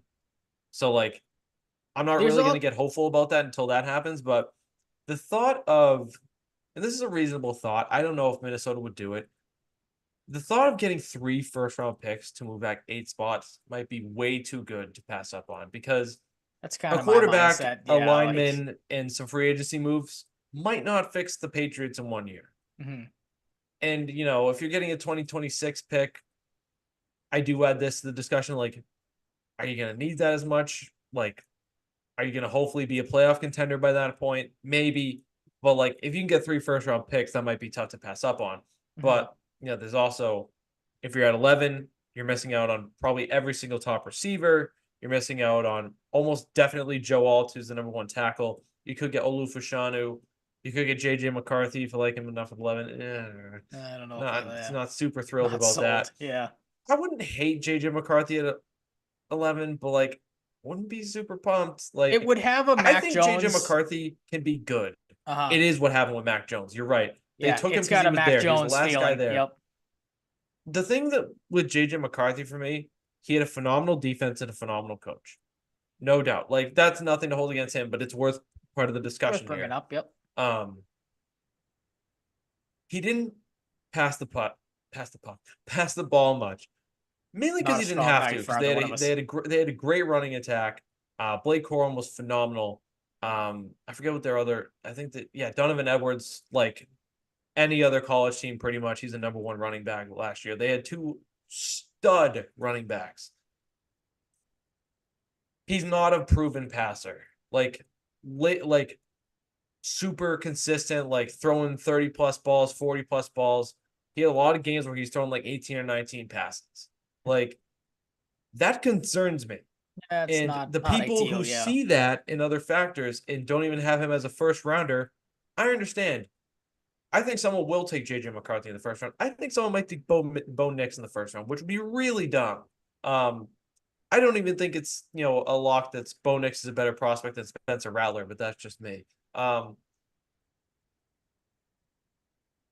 If you can get 3 first round picks, though, you have to consider. You don't have to do it, but you have to consider it. You don't hang up the phone on definitely an that. eye opener. Yeah, for And sure. who knows? This could be smoke. This could be smoke. This could really be nothing in the end. But if they can get 3 first round picks, they have to consider it. Do I want them to trade down that far though? I don't. No. But if they get 3 first round picks, I'm not going to be like throwing my hands up in the air. In a bad way, not saying wayo or Yeah, anything, I was but just gonna say. um, Yeah, I'm waiting for I had to. the corny Sorry, joke there. Yeah. had to Little layup to softball. myself, Mhm. alley oop to myself, really. Yeah. Where are you at though? Because I feel like the narrative on I forget his full name. It's like I think it's like a Kwafe Odafe Oh, Mensa the is out his the name. tackle. Yeah. Their GM Oh no. in Yeah. Minnesota. Their GM has expressed aggressiveness in the past. I could see him absolutely being a guy trying to trade into at least the top 6 of the draft. So he at least maybe gets JJ McCarthy at that rate to get a Hmm. QB. This is a team that I think makes the most sense to trade up to 3, and the team I think that is the most likely to. I will say just quick note: if I'm the Chicago Bears, I'm absolutely trading down for number 9. You're potentially getting Caleb Williams. Your rebuild is not going to be easy even if you get Caleb Williams. I would trade down because I think there's a good chance that all the receivers are gone. I think their best scenario is Caleb Williams and Romo Dunze, who I think will be the most likely available receiver. I don't think he'll be there. So if I'm Chicago on draft night and he's not there, unless you really like one of the tackles, which is very reasonable, Talisa Fuaga or Olufashano will likely be there. You take one of those, but you got Tevin Jenkins and Braxton Jones. I'm just saying, just putting it out there now, not like this revolutionary take. I think the Bears should trade down from number 9. Hmm. How do you feel? Like, are you still for standing pat like Marvin Harrison Jr. or QB, or like are you kind of in that? Hey man, maybe 3 first round picks wouldn't be so bad. I don't know because I mean I heard they were talking about this on Fellow Maz the other day, and their update guy Jim Murray brought up a good point because he kind of was in the same mindset of like, okay, maybe it's not the worst thing in the world, 3 first round picks, but then he went back and looked and like I think he brought up a point like Minnesota's a team that never really bottoms out, so it's like okay, you're getting 3 first round picks, but it's not like that pick's gonna be like Yeah, good a very point. high Good point. pick. Like they're usually in the mid teens or right around that the range that they're in now. Very good point that I somehow did not consider.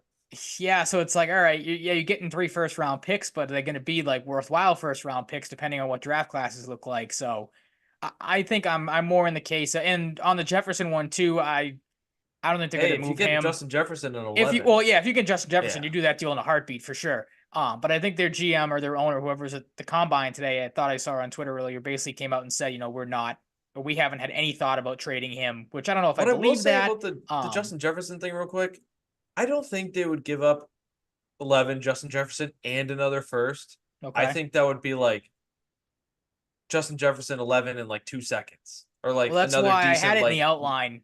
Jerry Thornton, because he kind of alluded to that in one of the blogs he wrote for Barstool the other day, and he said that basically along the lines of the same thing. mhm. Was that a more That's a realistic deal? And big it package. absolutely Even is. yeah, Yeah, Justin Jefferson alone is Justin obviously a Jefferson massive is like a commodity. potential like in the end generational talent receiver. Mhm. So is But Marvin Harrison Jr. yeah, but But he basically Marvin said Harrison like, Jr. to some people is the best receiving prospect since Julio Jones or AJ Green, which is pretty massive. that Because is not yeah. only was that a long time ago when they were draft prospects, Julio Jones was a fucking monster Yep. at Alabama. Mhm. Like crazy. I don't remember AJ Green's stats really as much, but I remember Julio Jones, and that dude was a preposterous prospect coming out of Bama. Mhm. So take that as you will with With a Marvin grain of Harrison salt. Jr. because Yeah. he could be better than both of them. He really could. He really could. Oh goodness. I thought I saw someone the other day though that is it Neighbors, the other wide receiver? I thought I heard somebody say that one of the draft boards that some scout has him ahead of Yes, there Harrison are Jr., which is people. kind of There's interesting. probably a couple guys out there that have Odunze as number one too. Really? I Okay. don't. I saw Odunze is his phenomenal though. The receiver class this year at the top in particular is very, very good. mm, Like really, really good. So is the tackle depth is really good as well. So I can't remember who it was. I saw a graphic the other day where it might have been either Zolak and Bertrand or Felger Maz again, where they were doing or brought up some scouts player comparisons, and they had the comparison to Harrison Jr., like you said, was AJ Green, and I think it was a Dunze that the comparison to him was Jamar Chase. I'm like, how do you have a guy that's compared to Jamar Chase going after a guy? I don't obviously follow I mean, college football a whole lot, so I AJ don't Green remember was AJ ridiculous coming out. He was in a his good prime receiver, but years. like, He was see, his that's what prime I years. can't remember He that was far back, so preposterous. that's why Oh come on, Ryan! Come on, it's AJ Green. he That's was not that good. far I back. don't disagree with that, but I'm like, I don't remember him as being like this Jamar Chase, Justin Jefferson level player. Like, Yeah, AJ Green was great though. okay. Romo Dunze, speaking of him, talked to Phil Perry about playing for the Patriots. He's very on board with that.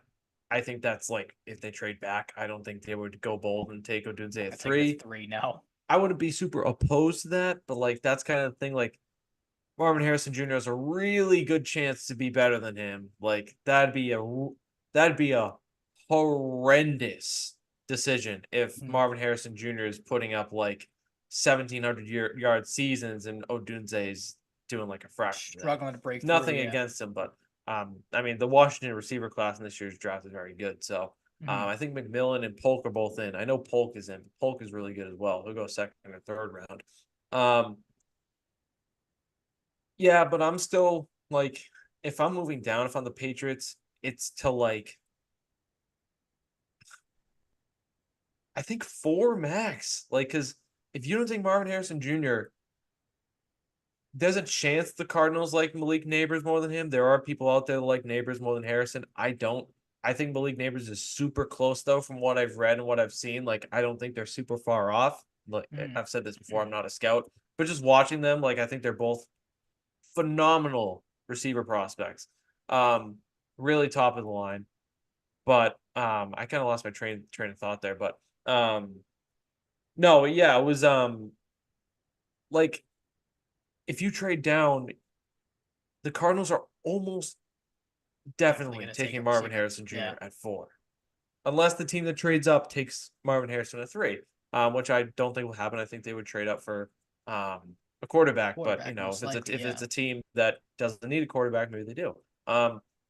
Hey, I'm not going to fault any team for trading up to 3 for Marvin Harrison Jr., to be honest with you, because he's that good. But this draft is, I say this every year for a variety of reasons. This draft is so fascinating because we've got reports today coming out that it seems like some teams have, this is to be expected. Like, not every team's going to have Caleb Williams as the number 1 quarterback in the draft, but like, there are teams that have Jane Daniels as the number 1 QB. Like, His from a betting Mike standpoint, I Garofalo saw and his Rappaport. jumped tremendously to I think it was like at one point I saw somebody's tweet today. Somebody got him at plus 1,500 to be the first Yeah, overall pick, and then a comment was like he's at plus 140 right now. So he something had to have changed.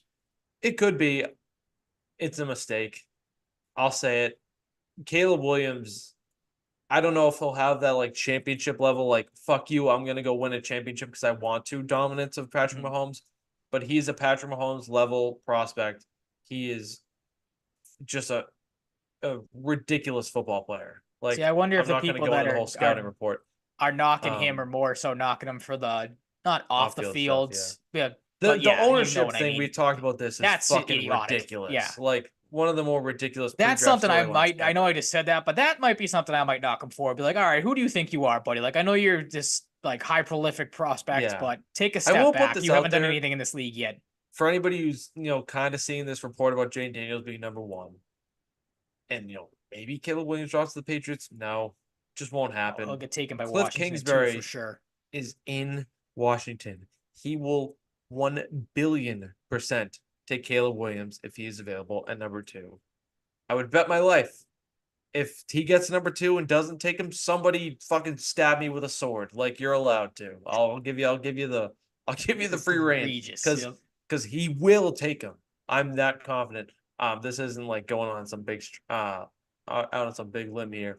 You had some other points about such a Commanders thing to pass that up, though. trade up opportunities though, like trade up comparisons that I would like you to highlight because they're relevant. Yeah, this was going off of kind of what you alluded to, the thought that maybe the Patriots would get 3 first-round picks if they were to make the trade.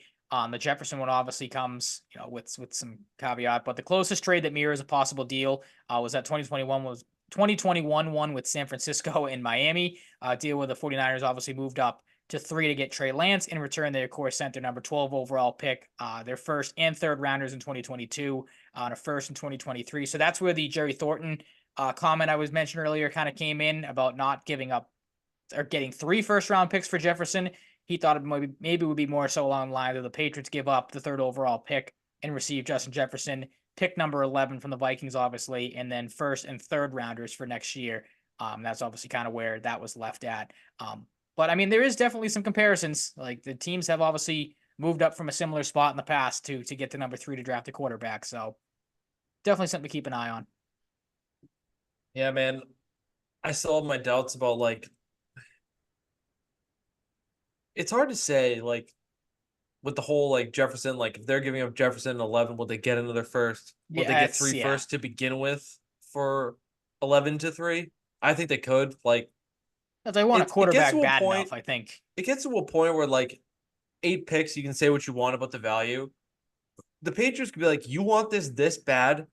We're gonna need 3 instead of 2. And if Minnesota's like, we have to do this, like fuck it. Like it's a pick 2 years down the road. If you get this quarterback and you make some moves the next few years, hopefully that first round pick means nothing and it's like the 28th or 32nd overall if you win the Super Bowl or some shit. Mm-hmm. That goes back to what you said too. Like, what if the Vikings are good and these 3 first round picks you get are like 15 to 25 range? Like even 15 will be fine, but like I don't know. I kind of have my doubts though because it comes down to the Patriots side of things. Do they want to trade down that far in this first year of a new regime? I don't know. Nope. I think if it wouldn't go over well. We've talked about that before. I think if they're trading down, the lowest they're going is 8. I'll make that prediction confidently, and that's the Falcons. Yeah, if you trade down, you almost have to stay in the top 10. That bad. I think the Falcons are the most likely team in the top 10 to trade up. I don't think Tennessee would for Joe Alt or a receiver. I think they can, get one of those at 7. I don't think the Giants will. They might, but like, nah, I don't think so. But you also have the Chargers angle. Do they want Marvin Harrison Jr. that bad? Do they want Joe Alt that bad to put next to Rashawn Slater on the opposite side of the line, have maybe the best right tackle, left tackle duo in the league for 15 years? That's something, but like, let's be honest. If the Chargers traded up, they're trading up for Marvin Harrison Jr. Let's be real. There's a chance all 3 of Keenan Allen, Mike Williams, and Josh Palmer are all gone in the next 2 years. Like that's very realistic, money wise and just like UFA status wise. Yeah, but it's interesting. Like I don't really want them to trade down super far if they do. I'm still standing firm on my prediction right now. If there are 3, they're taking a quarterback. I'm very amicable to the idea of Marvin Harrison Jr., but I think they will go quarterback at this point in time. Mm-hmm. Yeah, what about you? What's your prediction right now? Let's do a little check-in. Do you think it's Marvin Harrison Jr.? Do you think it's a quarterback as well? If the draft is tonight, they're at 3. Who do they take? Let's say the first 2 picks. Well, either way, like first pick is Caleb Williams. Bears stay pat. Like, do they take one of the quarterbacks? Mm-hmm. I should say. I'm probably taking a quarterback. And I know we'll get into the Elliott Wolf comments in a second. But like what do you think they will do? Like, is that what you think they will do? Take a quarterback. That's what you want them to do. Okay. I think they'll take a quarterback. I just want to clarify that. Yeah. But like I said, because I think we talked about it when Mayo was obviously named head coach. He kind of tipped his hand. I think Elliott Wolf, we'll get into in a second with his comments. He had an interesting comment on the quarterback position moving forward, or just the draft approach, stuff like that. I think he kind of tipped his hand as well what direction they might turn to. Not really throwing shade at the 2 quarterbacks he has currently on the roster, but the writing is kind of on the wall that they probably want to go in a different direction when it comes to that position. And I don't think it was all that hidden, I guess, for lack of a better term, what direction they want to go in there. If it were me, I honestly, again, I've said this before. I would potentially try kicking the can at getting Justin Fields for like a 3rd-round pick, maybe another pick, a 5th or something like that, and then going with Harrison at 3. Maybe you I'm try kind to of hit 2 birds with 1 stone there, but I'm kind of out on the field stuff now. okay. Any particular reason I why? just Just it's still the extension. I'm kind of buying into this Instagram video a little bit too. Like, do you see that of him celebrating after the whole like quotes about like Ryan Poles like, hey, like we're gonna do right about Justin. I did You not know, see that. they're I know we unfollowed everybody so on social media, but apparently, yeah, I didn't look into mhm, that. So Ryan Poles essentially confirmed that like they're gonna take Caleb Williams indirectly, like, and okay. you know, them doing that eventually will coincide with them moving Fields. That'll happen before free agency, it seems, Hmm. which opens on the 13th, so it could be coming up soon. Um, and Fields' agent posted a picture of him like jumping around celebrating in the kitchen, and like one of the guys in the background goes like, "You going home or something?" Like, and he's from Atlanta. Like, Okay, Atlanta makes so the most I sense for the did see longest time. Atlanta was Atlanta's like odds rocketed up for some reason, so I didn't Yeah, see he's why. That obviously makes the most I'm sense in the then. Fields to Atlanta camp, which eliminates a potential trade up option for them. So Hmm. I'm there right now. I've been that way for a while. Like, I think Atlanta makes the most sense to go for him. Okay. Um, if it knowing Atlanta, I wouldn't be surprised if they sign like Russell Wilson or traded for Mac Yeah, Jones something though, really because it's dumb. Atlanta. Yeah. Yep. But yeah, I don't know. Like, it could just be like something completely unrelated, sure. But I don't know. The timing kind of lines up. I'm being a little bit tinfoil hatty here, but No, it, um, it happens in this day and age. let's let some other team potentially make that fuck up move of giving Justin Fields a huge contract. The 3rd round pick value is fine. Hmm. The thought of him really not being worth that contract long term and sticking around, and you having that headache, it's just not worth it. A fair way Like, to you look at you it for have to sure. you have to take the safe route. That 3rd round pick can be used on a receiver or a tackle or whoever. That whoever it could be, ends up might being good. That was terrible English again. Um, I don't know. I'm kind of out on the Falcons thing. There's just too much risk for me. I wouldn't hate Fair. it in the end, like for a 3rd round pick. But if you're giving up 34 for Justin Fields, Yeah, that's when I get angry. That's when I that's get the only angry. reason, That's too that I'm much. still Can I contemplating can it I slightly. can I be mean to Mel Kiper too? The fact that Mel Kiper suggested that the fucking Falcons would trade the 8th overall pick for Justin Fields just shows I didn't how see much I that think either, but he's that's a idiotic. donkey. He Yeah. did that weeks ago. Look, like Mel Kiper has been in the industry for a while. Like, lot of he's built a lot of credibility. He says some wacky fucking I was shit. gonna say that I feel like the last couple of years, maybe he's lost his fastball a little bit, but like some of the stuff I feel like that has come out, it's like, dude, what are you talking about? The only way for that to happen is he knows something that nobody else Yeah, knows. he's withholding some sort of massive news bomb or something. There I would like poop my pants if I saw them trade the 8th pick Weird for Justin reaction. Fields. Like, seriously, that would be That's a so lot of goddamn stuff I bizarre would that do before that. I think it would just happen. Okay. Um, All right. Preposterous. Like, that would just be so preposterous. Preposterous reaction. Delia Wolf stuff lately, kind of took a shot with a hard ass comment at Belichick and his regime. Any thoughts on Um, that? I like it. Like, Do I don't you? think that's something. I don't think that's something Bill would like take offense. Bill's like, um, I do like because he's kind of saying what we've all been thinking. Like, let's be honest. Fair, and I was in that They camp, do but have a hard ass mentality. they do, They've and changed it the grading system. They've yep. changed prospect evaluation. Did he Oh, have to say that? the other grading system. Absolutely Okay, I not. know what you're saying. Absolutely not. He Mhm. did not have to say that. I I've kind of just like that kind of he gotten did. Like, tired of it a he's little bit. Like I know I was one of the people, a few people at the time that wanted Bill gone and wanted, some sort of new regime or some sort of overturn, something like that. But now, as things have come out, and I know you have, I'm not going to spoil anything for the Dynasty documentary that's come out, thank because you you. obviously haven't been watching it. But there's a lot of people that kind of have starting to share the same thought process and mentality of who that is more geared towards. Um, this type of like at what point are you going to like fully move on? Like we know that the organization was not in tip top shape, compared, and we'll get into the grading I thought you were talking about was the NFL grades that came out today. We'll talk about that in a minute. But I don't know, like I saw this and I was kind of just like, all right, like we get it enough with the the backhanded compliment or comments about Bill. and how things used to be. We know how it used to be run. Yeah, it sucked at times, but the guy did win a shit ton. He did get you a lot of championships, so appreciate that. We don't have to continue to throw him under the bus as things have gone on. So I understand where he's coming from a little bit, but also like, all right, like it's gotten old, Yeah, I like the get you. shtick a little bit. Yeah. Um, I do have an I update on do the like Chris the Tanev grading thing, trade. like you said, though. I do like that they've kind of alluded. Yeah, they have to. You Yeah, have I'm not to. gonna dive into what that means a whole lot, but like people can obviously go read the full comments on it. But like I do like that they're taking more of like to me, I took it as like we're taking more of a player approach more so than let's try to find a Yep. diamond in the rough type of thing, which has obviously burned them in the past numerous times. And again, Elliot Wolf, Mhm. his one of his big draft picks is Tyquan Cole Thornton, Strange.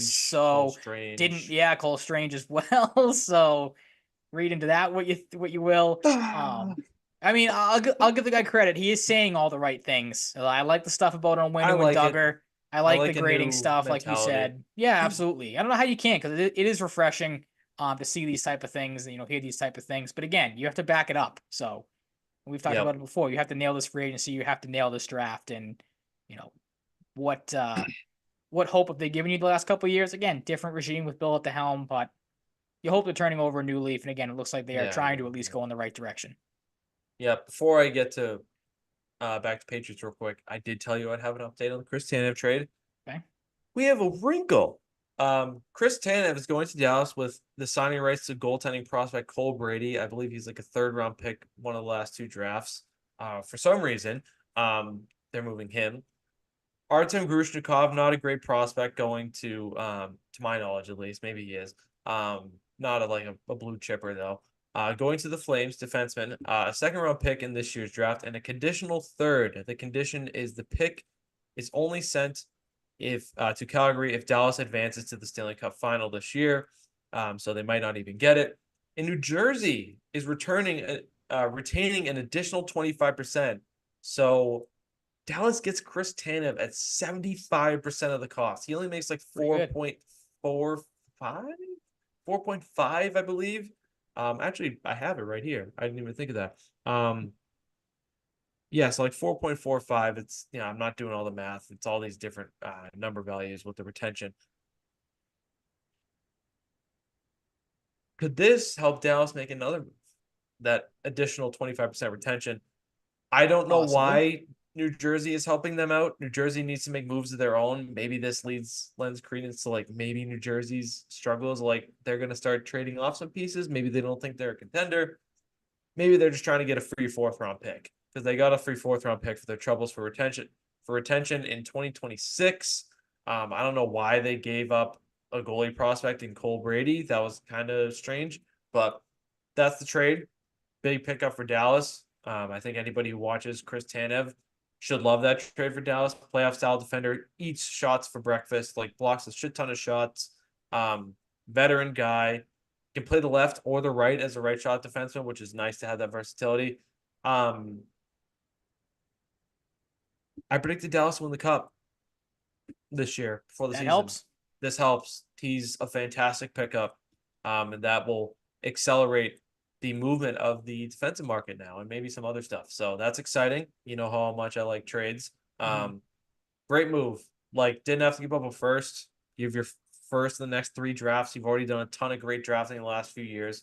Um, it's a masterful trade by Dallas. I love it. That's a great move. Great move. So, I hope the people who were listening to the hockey segment have continued Stuck to listen. around. Yeah. I'll make a little note when I tweet it out tomorrow if anybody wants to hear our thoughts on the Hockey also trade. in the basketball and Um, football segment. yeah, so like Dallas is good. They had a big time defenseman. Like their defense is already very deep, in my opinion, and they had another defenseman. Like, this is gonna be a tough out. They're gonna be a tough out.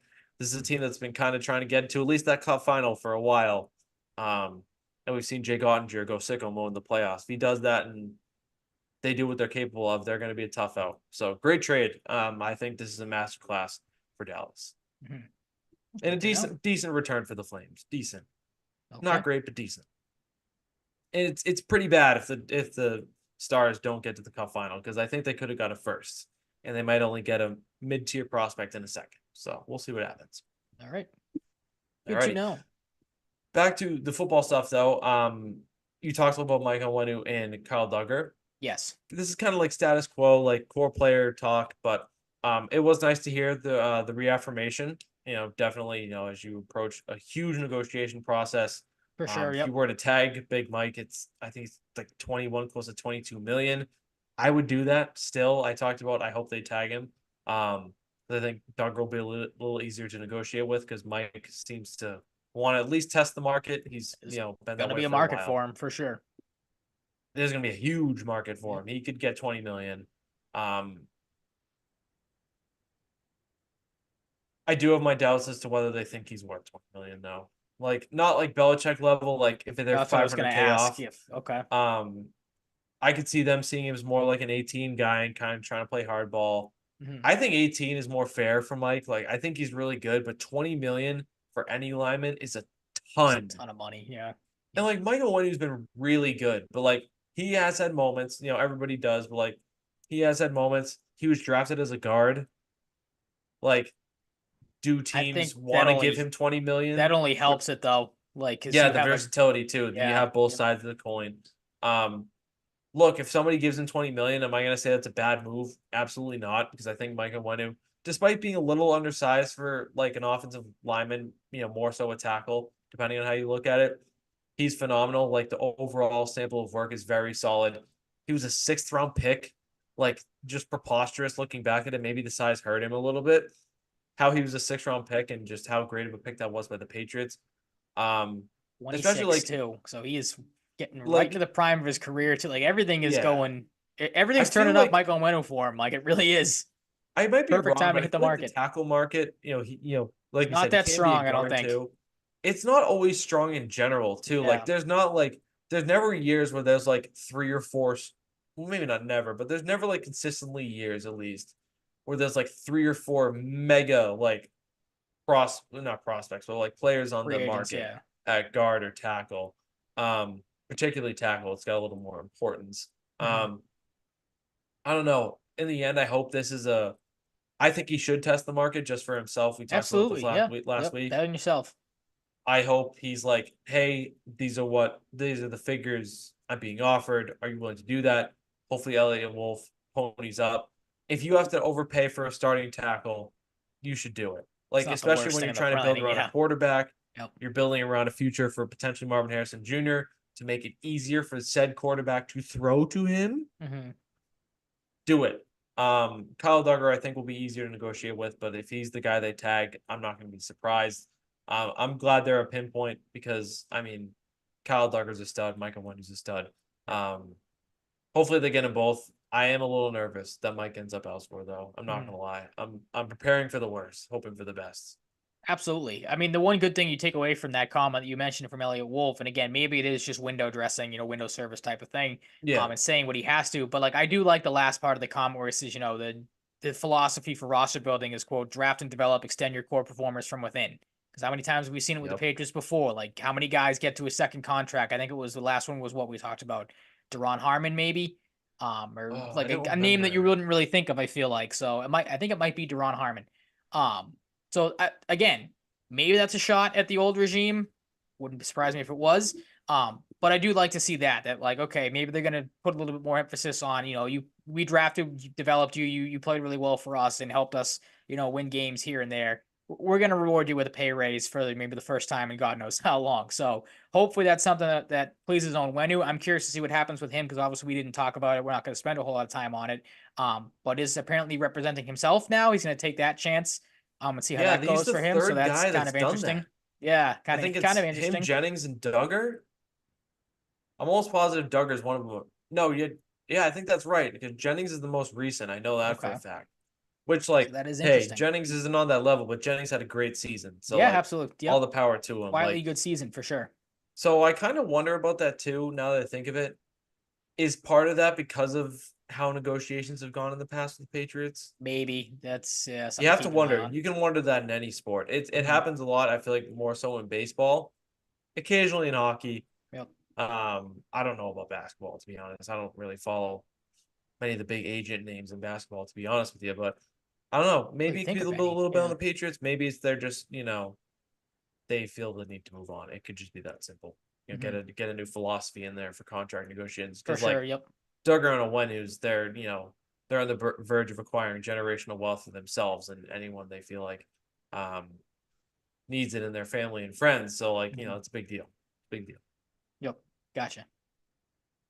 Yeah, I mean, we kind of touched on the other ones. The one big one that I alluded to a couple of times was the one what Elliott Wolf looks at for quarterbacks. And like I said, kind of is writing on the wall for the Patriots. I'll read the whole quote here. He said, first of all, look, being someone who can elevate his teammates, someone that your teammates want to play for. I think that's an extremely underrated thing that people don't really talk about that much. Leadership's important. And obviously, physical talent.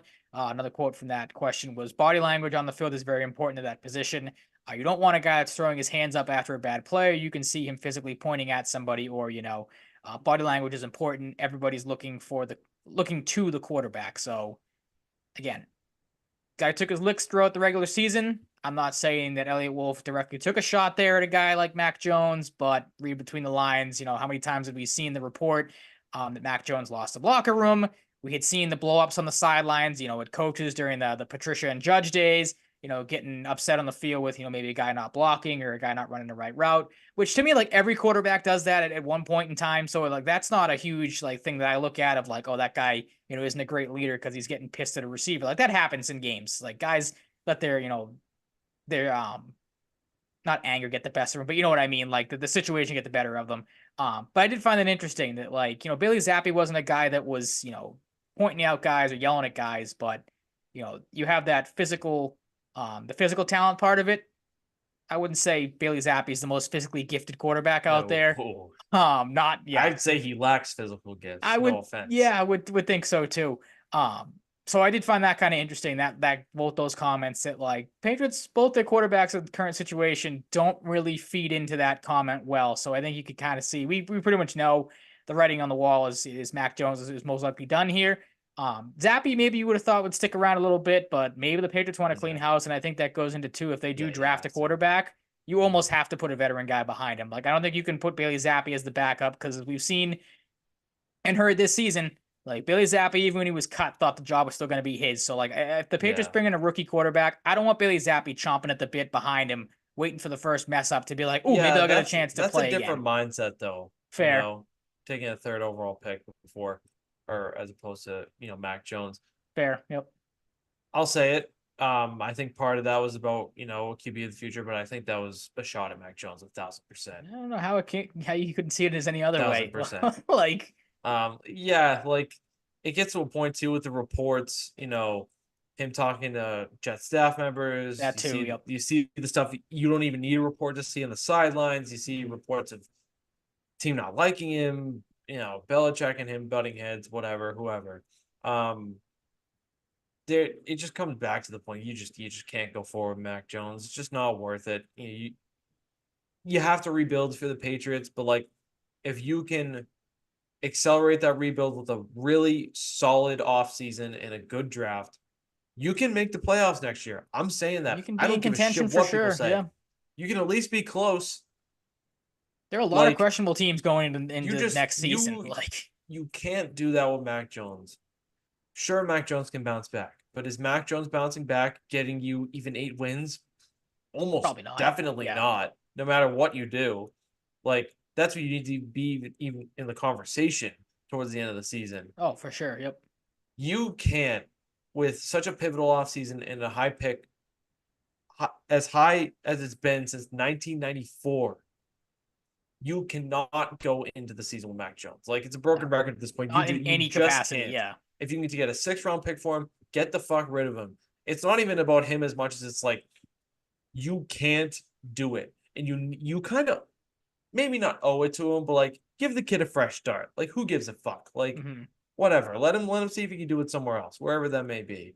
Yeah, but that's a little spiel on that. One of the biggest news points that I feel like I didn't see a lot of it, but like the L'Jarius Sneed news was pretty massive because you can make the point that he was like a top 3 defensive player in the league this year, maybe the best. Like I don't even think that's a crazy stretch. They're looking at a potential tag and trade for him.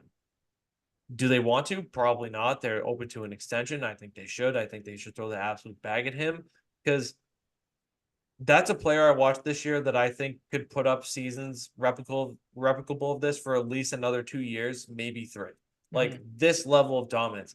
He hit a stride that was pretty special this year. And like, especially when you have Trent McDuffie, he's a great Just mentor gonna for say him. that you could say It's a they were the best great 1-2 punch duo. in the league towards the end of the Best one season. one two punch. Mike Edwards is solid. They could add in the draft. They could add some depth in free agency to make that a phenomenal secondary and make Patrick Mahomes' job, which any way you could, you should do a lot easier on the other side of the ball. Mhm. L'Jarius Sneed's just a fucking stud. You shouldn't tag and trade him unless you get a really ridiculous return, which, even, ridiculous, you have to put in air quotes because, like, how ridiculous is it going to be for a corner? For You a don't corner, see yeah. corners getting these, like, absolutely massive hauls all the time. Um, but yeah, I mean, I feel like we're pretty much in agreement there. For sure, Johnny yep. Smith released. I think he's probably going to Pittsburgh to reunite with Arthur Smith. That's just me, not like this like hot take or anything. Shaq Barrett, somewhat expected release by the Bucks. I think Devin White could be next. To be real with you, I think both of them will have a pretty solid market. Barrett's a little older though. Um, Good chance we see a combo, if not all four, somehow of Saquon, Tony Pollard, and Josh Jacobs and Josh Henry. Sounds like a baseball name. Like I'm Does. combining baseball names or something. Yep. And Derrick Henry all potentially going somewhere else. We've had the Derrick Henry rumors to the Ravens in the past. I could absolutely see that as a fit, especially with J.K. Dobbins just having the worst injury luck, but perhaps in the whole league. Tony Pollard, I think, will have a great market. Josh Jacobs, I think, will have the best of the four. And Saquon Barkley, he's been linked to the Chargers. I think a ton of teams will still be interested in him as well. If you had to pick one to stick around, who do you think's the guy that stays put or ends up going back Ooh, to good question. Pollard? Makes the most sense for Pollard, me. yeah, Yeah. Pollard. Because every other guy, Um, like Jacobs, obviously had the animosity going into last season, not being able to figure yeah, out a deal. The Barkley at Saquon times, like not tag, to the yeah. same level as He's not gonna. Jacobs, but He definitely still, wouldn't accept another tag. Neither would for sure. Jacobs. And Derrick Henry, I Um, mean, the writing was kind of on the wall. He pretty much thanked everybody on he's his way older than out. all of So, them. and that too, yeah. He's older. They have Ty J Spears. Tony Pollard, like It'd be he's dumb young for Dallas enough. to let him walk. I feel like they don't. I He's young mean, enough, Dowdle was good, but and he didn't get enough like of an extended like year on year stretch of starter reps. being the guy, So, yeah. but probably draft Jonathan Brooks in the second round out of Texas. I think that's a great fit. Could they just try to, you know, start a whole new backfield if they love a guy in the second round or the third round? I don't think they would try to draft a starting running back in the third round, but Mhm. um, or maybe they like one of these other guys more than Pollard. That's True, yeah. absolutely Replace him with, possible. yeah. I mean, imagine Josh Jacobs on Well, the they do love Cowboys. That'd be shelling pretty out sick. massive contracts to running backs. So not a knock against Zeke because he was good here, but it Derrick burned the Henry. Cowboys before. I mean, any one of those. Jesus, something in my throat there. Ball to fly. Any one of those other, I don't know what it was. Any one of those other running backs, I think would be awesome fits in the Cowboy system. Mhm. But I I'm don't very know. Yeah, curious to like see it goes back to where, what you said. Like, why not just sign Pollard? yeah, Maybe they want a different style back. I don't know. perhaps, yeah. I'm curious to see the Eckler situation is interesting for me because I mean, obviously a Eckler guy that too. Yeah, yeah, yeah. was hurt last year, but I mean, when he came back, he just did not look like the same guy. Looked old, looked slow, and I like Austin Eckler, so that pains me to say. Obviously, a guy that was pretty outspoken about the running back situation from a contract standpoint last year. Um, Not a surprise the Chargers are letting him test the market, but very interesting to see, if he ends up going back there, because he is obviously a very good weapon when he is right, and the offense for them is clicking like it should be, as we've said in the past with that team. But any thoughts on where he could potentially end up if he ends up leaving the Chargers, or you think he goes back, or just the whole situation with him? I don't really. Austin Eckler was a tough guy to pin because he feels like such a perfect running back for the Chargers and Mm-hmm. their system. Yep.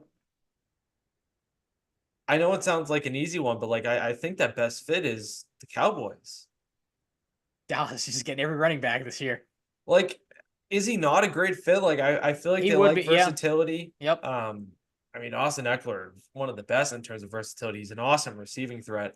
I'm trying to think other teams like maybe the Broncos. Like if the Broncos kind of want to go like a different direction with that offense. Him and Javonte Williams would be a phenomenal duo. If Mhm. Javonte is the power guy that can catch passes, Eckler will catch more passes and be like a little more of like a guy you can spread things out with and get more creative with. I could see the Yep. Broncos, maybe the Cardinals, like a team that'll probably. I mean, they've got to have some money. Like they're the Cardinals. Well, they still have Him Connor and under contract him for and a year, James. don't they? No, but him and James Conner. I think that'd be a True. 1, 2. phenomenal Yeah, duo. Like that's just a matchup nightmare in the backfield. Connor can do a lot. Eckler can do a lot. Those are a couple teams. I'm not gonna go through the whole list here, but hmm yeah, I mean this is a pretty interesting running back here, and running backs the position has been sullied a lot. But I don't know the right fits.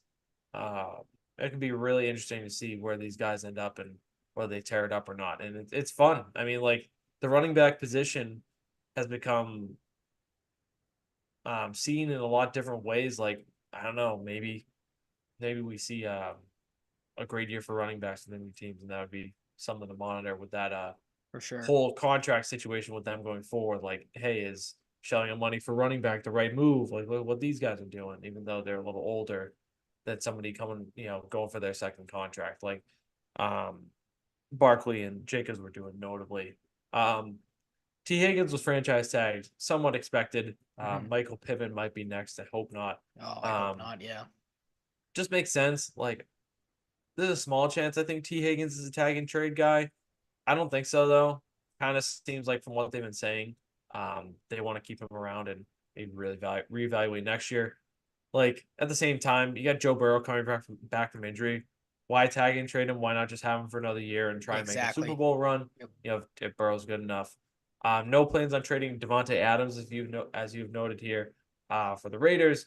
And we got a decision on Russell Wilson coming soon. I'm thinking he's a Steeler. Ooh, that's interesting. Poor Steelers fans, but I know, they're really. Steelers fans, so I don't feel too Look, bad for them. I'll say this too. He was bad this year, but I'm not fully ready to give up on Kenny. Like if Kenny sucks the first 4 weeks, that's when you really start to like, okay, like we can't do this for much longer. It wasn't the right pick, didn't work Mhm. out. Maybe the system was wrong. But they do have some new offensive minds, so maybe I think you kind of owe it to him with how high you drafted him to give Kenny another chance at least. You wonder if he's a guy that could just benefit from having, and maybe Russell Wilson's probably not the best He's veteran not a voice bridge to veteran, have yeah. there. Yeah. Jacoby Brissett would be perfect for Oh, that. absolutely. But I was like just a veteran guy to have like in the like just back of your mind, just like teaching you stuff. But again, like Russell Wilson is not that guy. That's the reason why he left Seattle. So I don't know if he'd be the best fit there to back him up or play. Again, just be that ear or voice in his ear. But yeah, I'm kind of in the same mindset as you are. Like you give that kid at least one more run. Had a banged up season this year. Has shown flashes in the past, but kind of a work in progress there for sure. It's just like a draft pick standpoint too. You spent a good draft pick Yeah, on him. He's had some exactly. Yep. concussion issues, not the best team around him, a pouty receiver and George Pickens who seemingly hates him. Like, I don't know. Moron I think offensive yeah, coordinator for a pretty long yeah. time. Like, I don't know. Like, I feel like I can't think of another team that Russell Wilson would be. Obviously, Atlanta was the odds-on favorite before the field stuff. So pray it's not here because there's still some idiots that think he'd be a good fit in New England. Which I don't know what sport you're watching if you think Russell Wilson's gonna help this team at all. Yeah, no, that would just no, no. Like you can't Oh. even talk me into taking Marvin Harrison at 3 and then having Russell Wilson as a bridge guy. I want nothing to do with that. Like, no thanks. Russell Wilson just like underthrowing Marvin Harrison would make me apoplectic. I can't Yeah, do that. would not be great. I can't do that. I can't really think of another place that he'd be good in. Like, literally nothing comes down. I know. I'm sure No, there's I teams out think there that need quarterbacks, but yeah, I don't know. I don't know Russell Wilson anymore. Um, we did have team grades, organization grades come out today. The Patriots, pretty eye opening. F minus in treatment of facilities. They don't even have family suites apparently. 30th in the league. How are they 30th if it's F minus? Like, That's what is I there an said F earlier. minus minus, or are they just all F minus by different degrees? I read these off at dinner with my dad, and he said the same thing. He goes, "How do you have a minus failure? Like, it's you fail flat. That's it. You might There's as well no just like be a extra failing." G. I don't get how you have an F minus and you're still 30th out of 32 teams. Like, I'd like to know Yeah, like it what doesn't make sense. wouldn't you think that would be 32? Like, Yeah, I don't know. to At go off of that least really quick though, because I know you said there were some thoughts or a couple of things that maybe you had heard. I had this Mark Daniels tweet I saw before we jumped on here, specifically talking about the family, the F minus grade, and some of these are just absolutely insane. I said Patriots are one of 12 teams that do not provide a family room during games, which is asinine. They're one of 7 teams that do not provide daycare support for players' children on game day. And they are one of only 4 teams that do not offer either a family room or daycare, which that's just absolutely ridiculous. The only thing I saw that was worse than that, not that it's Patriots related, but it is the family grading related. I don't know if you saw the blurb that came out about the Chargers, which was pretty funny. That where was I? I had it in my I legs did. I somewhere. forget what it was though. I can pull it up in a second. Here it is. I saw something about the Chargers saying like the players were like confident in Brandon Staley or something. I don't know. Yeah, he got well, we're gonna spoil the Patriots grade, but got a higher head coaching grade than Bill Belichick did, which is kind of insane. This is the Chargers thing for their family thing. They got an F, which was 27th. They provide a family room, so they are a step ahead of the Patriots in that category. But the Patriots, however, do not charge charge families. The Chargers, they are the team that charges $75 for the first child and $50 for each additional child per family. To which somebody wisely said, well, they did employ Philip Rivers and Romeo Cromartie. Oh man. Romeo Cromartie, right? What a Dominic Dominique Cromartie, yeah. No, it's Antonio Cromartie. Antonio Cromartie, thank you. Yeah. So many Cromarties. I don't even know if I think you might have just made up a person with Romeo. I might have. I think I had Romeo Crennel on the mind just again from watching the Dynasty stuff. But yeah, that was a couple of tweets I've seen that have both kind of alluded to you employed those two guys, and it makes a lot of sense why you're charging for charging per children, but just an absolutely ridiculous thing. I didn't mean to cut you off there, but I found it very funny when I saw that. Yeah, it is. I mean, yeah, like maybe not for any team. I should rephrase. Like for the Chargers, it just makes the most sense with Rivers. Food/cafeteria, 15th, middle of the road, B-. I guess that's okay. Nutrition/dietitian, B-, 20th. Locker room, C-, 20th. Training room, C, 22nd. Training staff, B-, 25th. Weight room, F, 32nd. Worst. They're doing remodeling and potential relocation of the weight room. Rightfully so. I don't know when that decision was made, but maybe it was made today. I don't know. Strength coaches, C-, 31st. Rough. Team travel, D, 24th. Head coach, B-, 27th. I don't know how B- gets you 27th, but that's what I had the same exact mindset when I saw that as well. Ownership, D+, 27th. That must extend towards like years in the past as well. It has to, right? I don't know. Like I wonder if just like the ownership falls into the category of summarizing everything. Like all these other grades happen because like the ownership. You know what I said it backwards. I'm pretty sure, but you know what I mean. Like all this stuff relies on the owner, and if the owner's not taking care of this stuff, then that's why. I don't know. It's a glaring look for Robert Kraft, that's for sure. Another funny tweet I saw too was the team travel one. Somebody said like, how do you own your own like not own an airline, but you know what I mean, like have your own jets or flight, whatever the hell I'm trying to say here. Own your own airplanes, and how do you have a D as a team travel? Like, wouldn't you think that'd be pretty high up on the grading system if you have your own planes to fly out? Like, but again, maybe that falls into the D+ ownership category. Like, you don't know. I just like the whole ownership thing comes back to like I don't think Robert Kraft will give a shit about this at all. I think he will. The guy that's so hell bent on what gets him into the Hall of Fame, like he sees some bad grades on this. That's a good point. Yeah, thank you. Yeah. Yep. I don't know. Like, I kind of wonder if Robert Kraft gonna keep him up at night. Are you kidding me? As much as people think. Maybe that's just me. Like, you might be on an island there. Like I think he is. I might be hell bent on.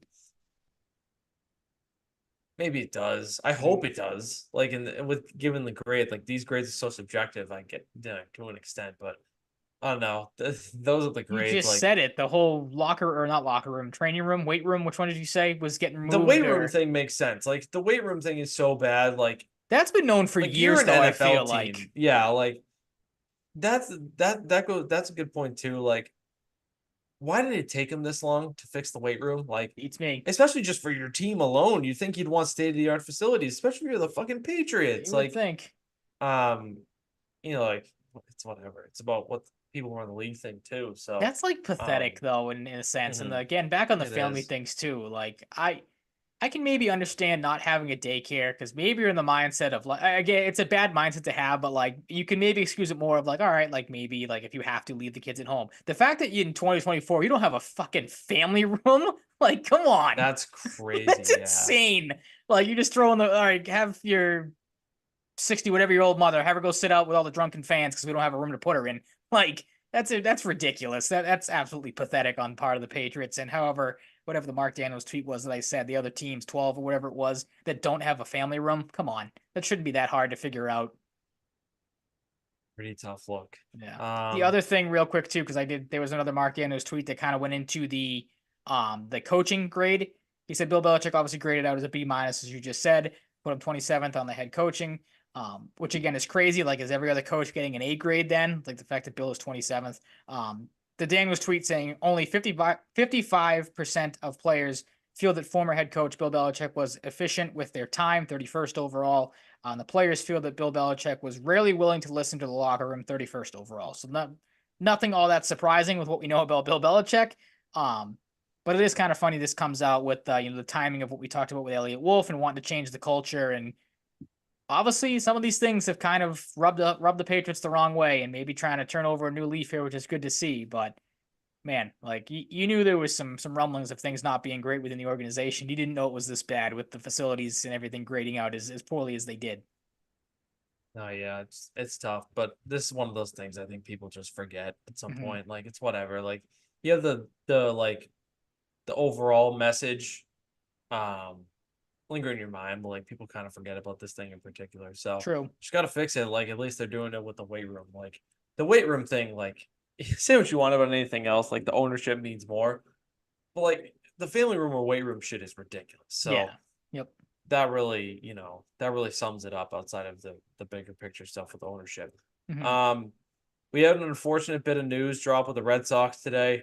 Stacey Wakefield in the Wakefield family that's just had a horrific last Mm-hmm. five It's a months, horrible situation. Yep. and any amount of time leading up to this with health concerns for Stacey and Tim. Stacey Wakefield passed away at her own with nurses around her. I thought I might have saw it was at her own home, but maybe her It nurses was, were yeah. at I her saw her home. family was around Yeah, her in her own house. So yeah, like just the worst. Like, we were both crushed by the Wakefield news with Tim. Just for the kids, for the family and the friends, like losing both your parents in 5 months is just absolutely mhm. crushing. Like, I can't even imagine it. It makes me want to cry right now thinking about it. Um, It's a killer even more when like because I watched some of I think it was Saturday's game that they had on Nesson. Like they just honored Tim Wakefield too in the Red Sox first home spring training game. So to have this happen 3 or 4 days later is just like you said, is unfortunate and is tragic and is as awful as it gets.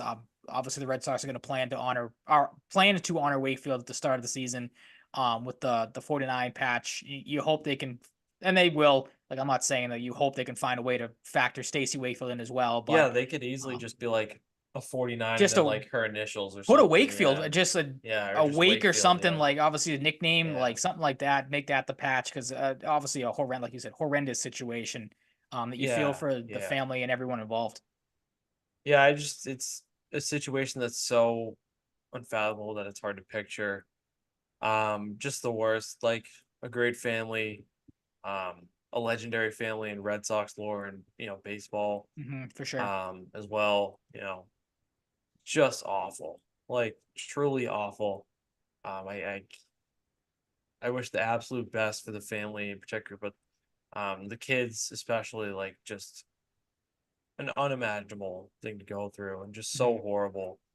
Um, it's just like I don't really have a lot else to say. I think it's just so it's just so I don't even like I really don't have any other It's one of those words. things Like, where like you don't even know. Yeah, you don't even know what to it say it because of it how just scrambles your brain, horrendously like, tragic it just is. Like I don't from mean to laugh or how. like chuckle about but No, I it's totally get it. it's Yeah. just crazy how obviously Mhm. when it all happened, it came down like out of in the blink of an eye, And then obviously to see everything how it's unfolded, it's been really tough. Like there's no other way Yeah, to it's one put of it. those absolute life isn't fair scenarios, and we wish Yeah, the Wakefield absolutely. family and friends and the Red Sox in the community around them the best, because it's just awful.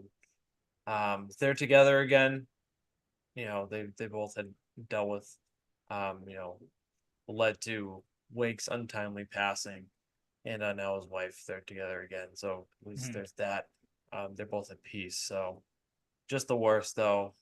A world class guy, world class family from all accounts. Just awful. Like Mhm. it really uh really makes you appreciate things in life as well. Yep. So because things can change in a heartbeat. Um, the Red Sox, though, we do have some news about them lately as the offseason progresses and we get closer to the 1 month away mark for opening day. Some more excited Woohoo. than others, I bet, with a pretty pessimistic outlook Yeah. Yep. on the season. So Jordan Montgomery, it seems as if they're still in there, but like it's crazy in general to me that Jordan Montgomery has not been signed. Well, there's a Boris client. He's a Boris client, but like this is pretty ridiculous at this point. We're almost a month away from the season, and I Mhm. know he's probably training. He's definitely training. Yep. Um, but don't you think you'd want to sign with the team a little sooner? You think? Familiarity, team chemistry, learn to know your teammates, the system, where they want you. Just reps. How about I was just gonna say you're a pitcher. You kind of need those reps. I feel Dude, like. I mean, I don't know. this is Some people would pretty. argue a hitter needs Is it Blake more, Snell but even signed? nope. It's him, Snell, and Martinez are the big three. It was Bellinger, obviously, Who's but Bellinger signed Martinez? on Monday. I want to say. Who's Um, Martinez? JD JD Martinez. Martinez? Yep. Oh, I thought you were talking about a pitcher named Martinez. My bad. No. JD Martinez, who declined to go to the Giants and then is still left without a contract. So Why? kind of fun. Why? Didn't want to go. I legitimately think, if I remember reading it correctly, was he did not want to play for the Giants. That's So kind of play odd. for the Giants or be unemployed as spring training starts. What do you want to do here? Like, Is he banking on a team being desperate and be like, all right, come on, like we'll pay that little extra you want, for I don't that know. Like boost. I maybe don't he was know. banking and going Maybe back to people the. think he's cooked. Did he have a good year last year? He was a fantastic year last year. 33 homers, I think, and I thought 100 so. plus I RBIs. Yeah, thought he was so. great. But That's that was drawing a what I was gonna blank say though. is maybe he's banking on thinking he can go back to the Dodgers, which they have a guy named Shohei Otani who's not They gonna have give up a the DH position. they have an So unlimited amount of money, so maybe they that could just they sign don't him have for an fun. unlimited amount of money. They could bring Martinez back and defer his contract till 2045. Like it's whatever. Yep, you know how I feel about the Yeah, deferring absolutely. contracts. Um, I hate it. I my whole live thing for with the Shotei, Montgomery but I hate Shotei, but I hate Shohei it. Shohei Ohani I hate it. But is what it is, man. It's the sport. No, what I was gonna say about this deal is can we just stop? Like, I've gotten to the point where I'm just sick of hearing. Like, don't get me wrong, I would like him to sign with the Red Sox because I would me like too. them to have a respectable season. Even though I did put $50 on them to have the under in their win total. So if Montgomery signs here, that might hurt that a little bit. Um, I'm just so tired. I find all these rumors to be just complete and utter BS. Like every so often, you'll get just one of these. Hey, Jordan Montgomery had a Zoom meeting with the Red Sox, to which Alex Cora threw cold water on immediately, which was one of the funnier things. He was like, "Nope, that happened like 2 weeks ago, so it wasn't as recent as people thought it was." Um, the interesting thing from Jim Bowden, he had the tweet the other day, I believe it was Tuesday. It came out. He said Jordan Montgomery is unlikely to accept a pillow contract. It's the first I've ever heard that term be thrown around. A pillow contract like the one Cody Bellinger took.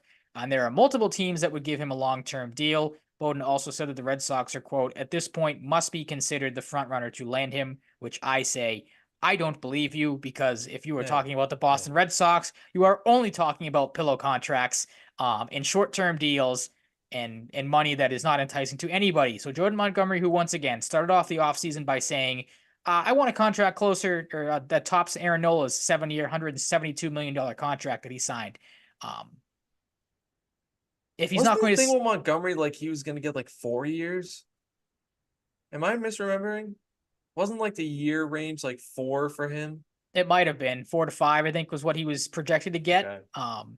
But yeah, I mean, this is a guy that is still, maybe that's why I have to assume that's why he's still holding out. He maybe thinks that he can, and maybe Scott Boras, I have to assume, is in his ear. I'm telling him that he can still get that type of money, which at this point, again, like you said, things are ramping up. I would come down from that price range if I were you, if I was Jordan Montgomery. Even just like at this point, A sign little a bit. 1-year deal for like 30 million and then reset your market next year. Yeah, I mean, But that's at the something same he could time, they very just won easily a fucking do. World Series, so like True. he Well, I probably mean, doesn't want to do that. Like no, he and wants to cash in now. yeah, and then the Rangers, as we've seen before, the reports seem to think that they're not going to bring him back. So that's what one team off the market for him there. Like I said though, the Red Sox stuff is just aggravating because this is just again propaganda, put stuff put out there to say, hey, we're in on this guy when we're really not, and we're going to keep circling back to him. Give him once of every 2 weeks call to see what his deal is. I'm tired of it. Again, I'd like him to sign here. I'd like this team to be somewhat competitive and be worth watching through the majority of the season. But if you have this report out there that he's not going to sign a bridge type of deal, or he's not going to sign a short term deal with a decent money attached to it, like Bellinger did when he went 3 for 80, for the people that missed that with returning to the Cubs, the Red Sox aren't going to give him a serious offer, so I don't see how they can consider to be front runners every time. Like if you were to put that tweet out there and say the Philadelphia Phillies are considered to be the front runner, I believe that because they need pitching, and their GM actually knows how to operate a competitive baseball team and knows how to throw money around when it's worth it. So, Yeah, like like John I said, Henry would have to have a hex put on him to like pony he up had that to be money. tied up and thrown in a dark closet somewhere, and Buy just not. Scott Boris. Scott Boris, Yeah. like put him in a hex somehow, or get some Mhm. sort of like psychic to put him in a trance and be like, you will give Jordan Montgomery 7 years and Yeah. 172 Respectable million. contract. Stop offering my clients 2 years and $10 million. They're not Hopefully, be going to like, sign you with will you. care about the Red Sox as Yeah. well. That's where it should start. Please, But no, please. I mean, on that note too, I saw it right before we jumped on here too, when they had the Bellinger press conference with the Cubs today. Yeah, probably a little bit of like joking, or tongue in cheek type. But Boris was asked, I think basically, are you going to have more of these, type of press conferences coming up in the future? Obviously, like you said, with Snell not signed yet, Montgomery, I think he is JD Martinez's client. I'm not, or I was gonna say owner, but it's not. It's the owner, obviously. I guess, yeah. But he kind of like looked over, and I can't remember who the Cubs GM is or their owner, whoever's at the meeting, but kind of looked over and was like, "Yeah, are we gonna like keep doing this a little bit?" So maybe Jordan Montgomery is a pitcher on the radar of the Cubs. I don't know if he meant maybe Blake Snell, maybe both of them. I know Snell has been linked to the Yankees a couple of times, so maybe that's something to keep an eye on. But yeah, I mean the Montgomery to Boston stuff. Until I see it, I'm gonna believe it. It's obviously how it goes. Um, but this type of stuff, it's just aggravating when it comes out because it's like it's not true. And again, when you have the manager sitting there and go, yeah, we haven't met with this guy in 2 weeks, so like I don't know what to tell you. Like, it's very frustrating, and it's been the theme of the offseason. And I'm not going to believe anything that comes out about the Red Sox being interested in a free agent of substantial value, unless you consider Jason Alexander. They signed George Costanza the other day. Yeah. Um, of any substantial value. Yeah, great episode of Seinfeld. Um, yeah, at least they got a superstar actor, from back in the Absolutely. day. I don't know. It is what it is. I'm just Yep. gonna say it That's I was has to waiting for happen. it. Yeah. It has to happen. It takes on a new shape. The Red Sox like a chameleon. They change their colors every week. Uh I was trying to think of a funny Trailer Park Boys quote to put in there, but um a shit leopard has its shit stripes. So yeah, that's the Red Sox. So um It's a good way to that's summarize it. it, man. That's episode 182, a little bit of Red Sox at the end. Um Thank you so much for listening to episode 182 of Sal and Cratty. It's getting a little less weird to say the name like that. Hmm. Um, you can find us wherever you find your podcast. You can rate and review on Spotify and Apple. You can follow us on Twitter at Mike_Cratty, at Ryan_Salvaggio, and the show at Sal and Cratty Pod. You can follow the Full Press Coverage Twitch YouTube channels, and you can download the app free in the App Store. We'll be on TikTok. I promise this time, maybe tomorrow, I'm going to do like a best fits at the NHL trade deadline for certain players. I'm going to kick it up. I said it. I've been teasing it. Now it's happening, especially with the Chris Tanev deal. The market's going to flow a little more. We thought so a little bit with the Monahan stuff and the Elias Lindholm stuff. Kind of quieted down after that. The defense market, at least, is going to pick up. Maybe I'll have it tomorrow. Stay tuned for that. Follow us. Throw the name of the podcast into the search bar on TikTok. Follow us there. We'll see you next week. Stay safe, stay healthy, be nice to people, all that good stuff. And we will talk to you then. Peace out.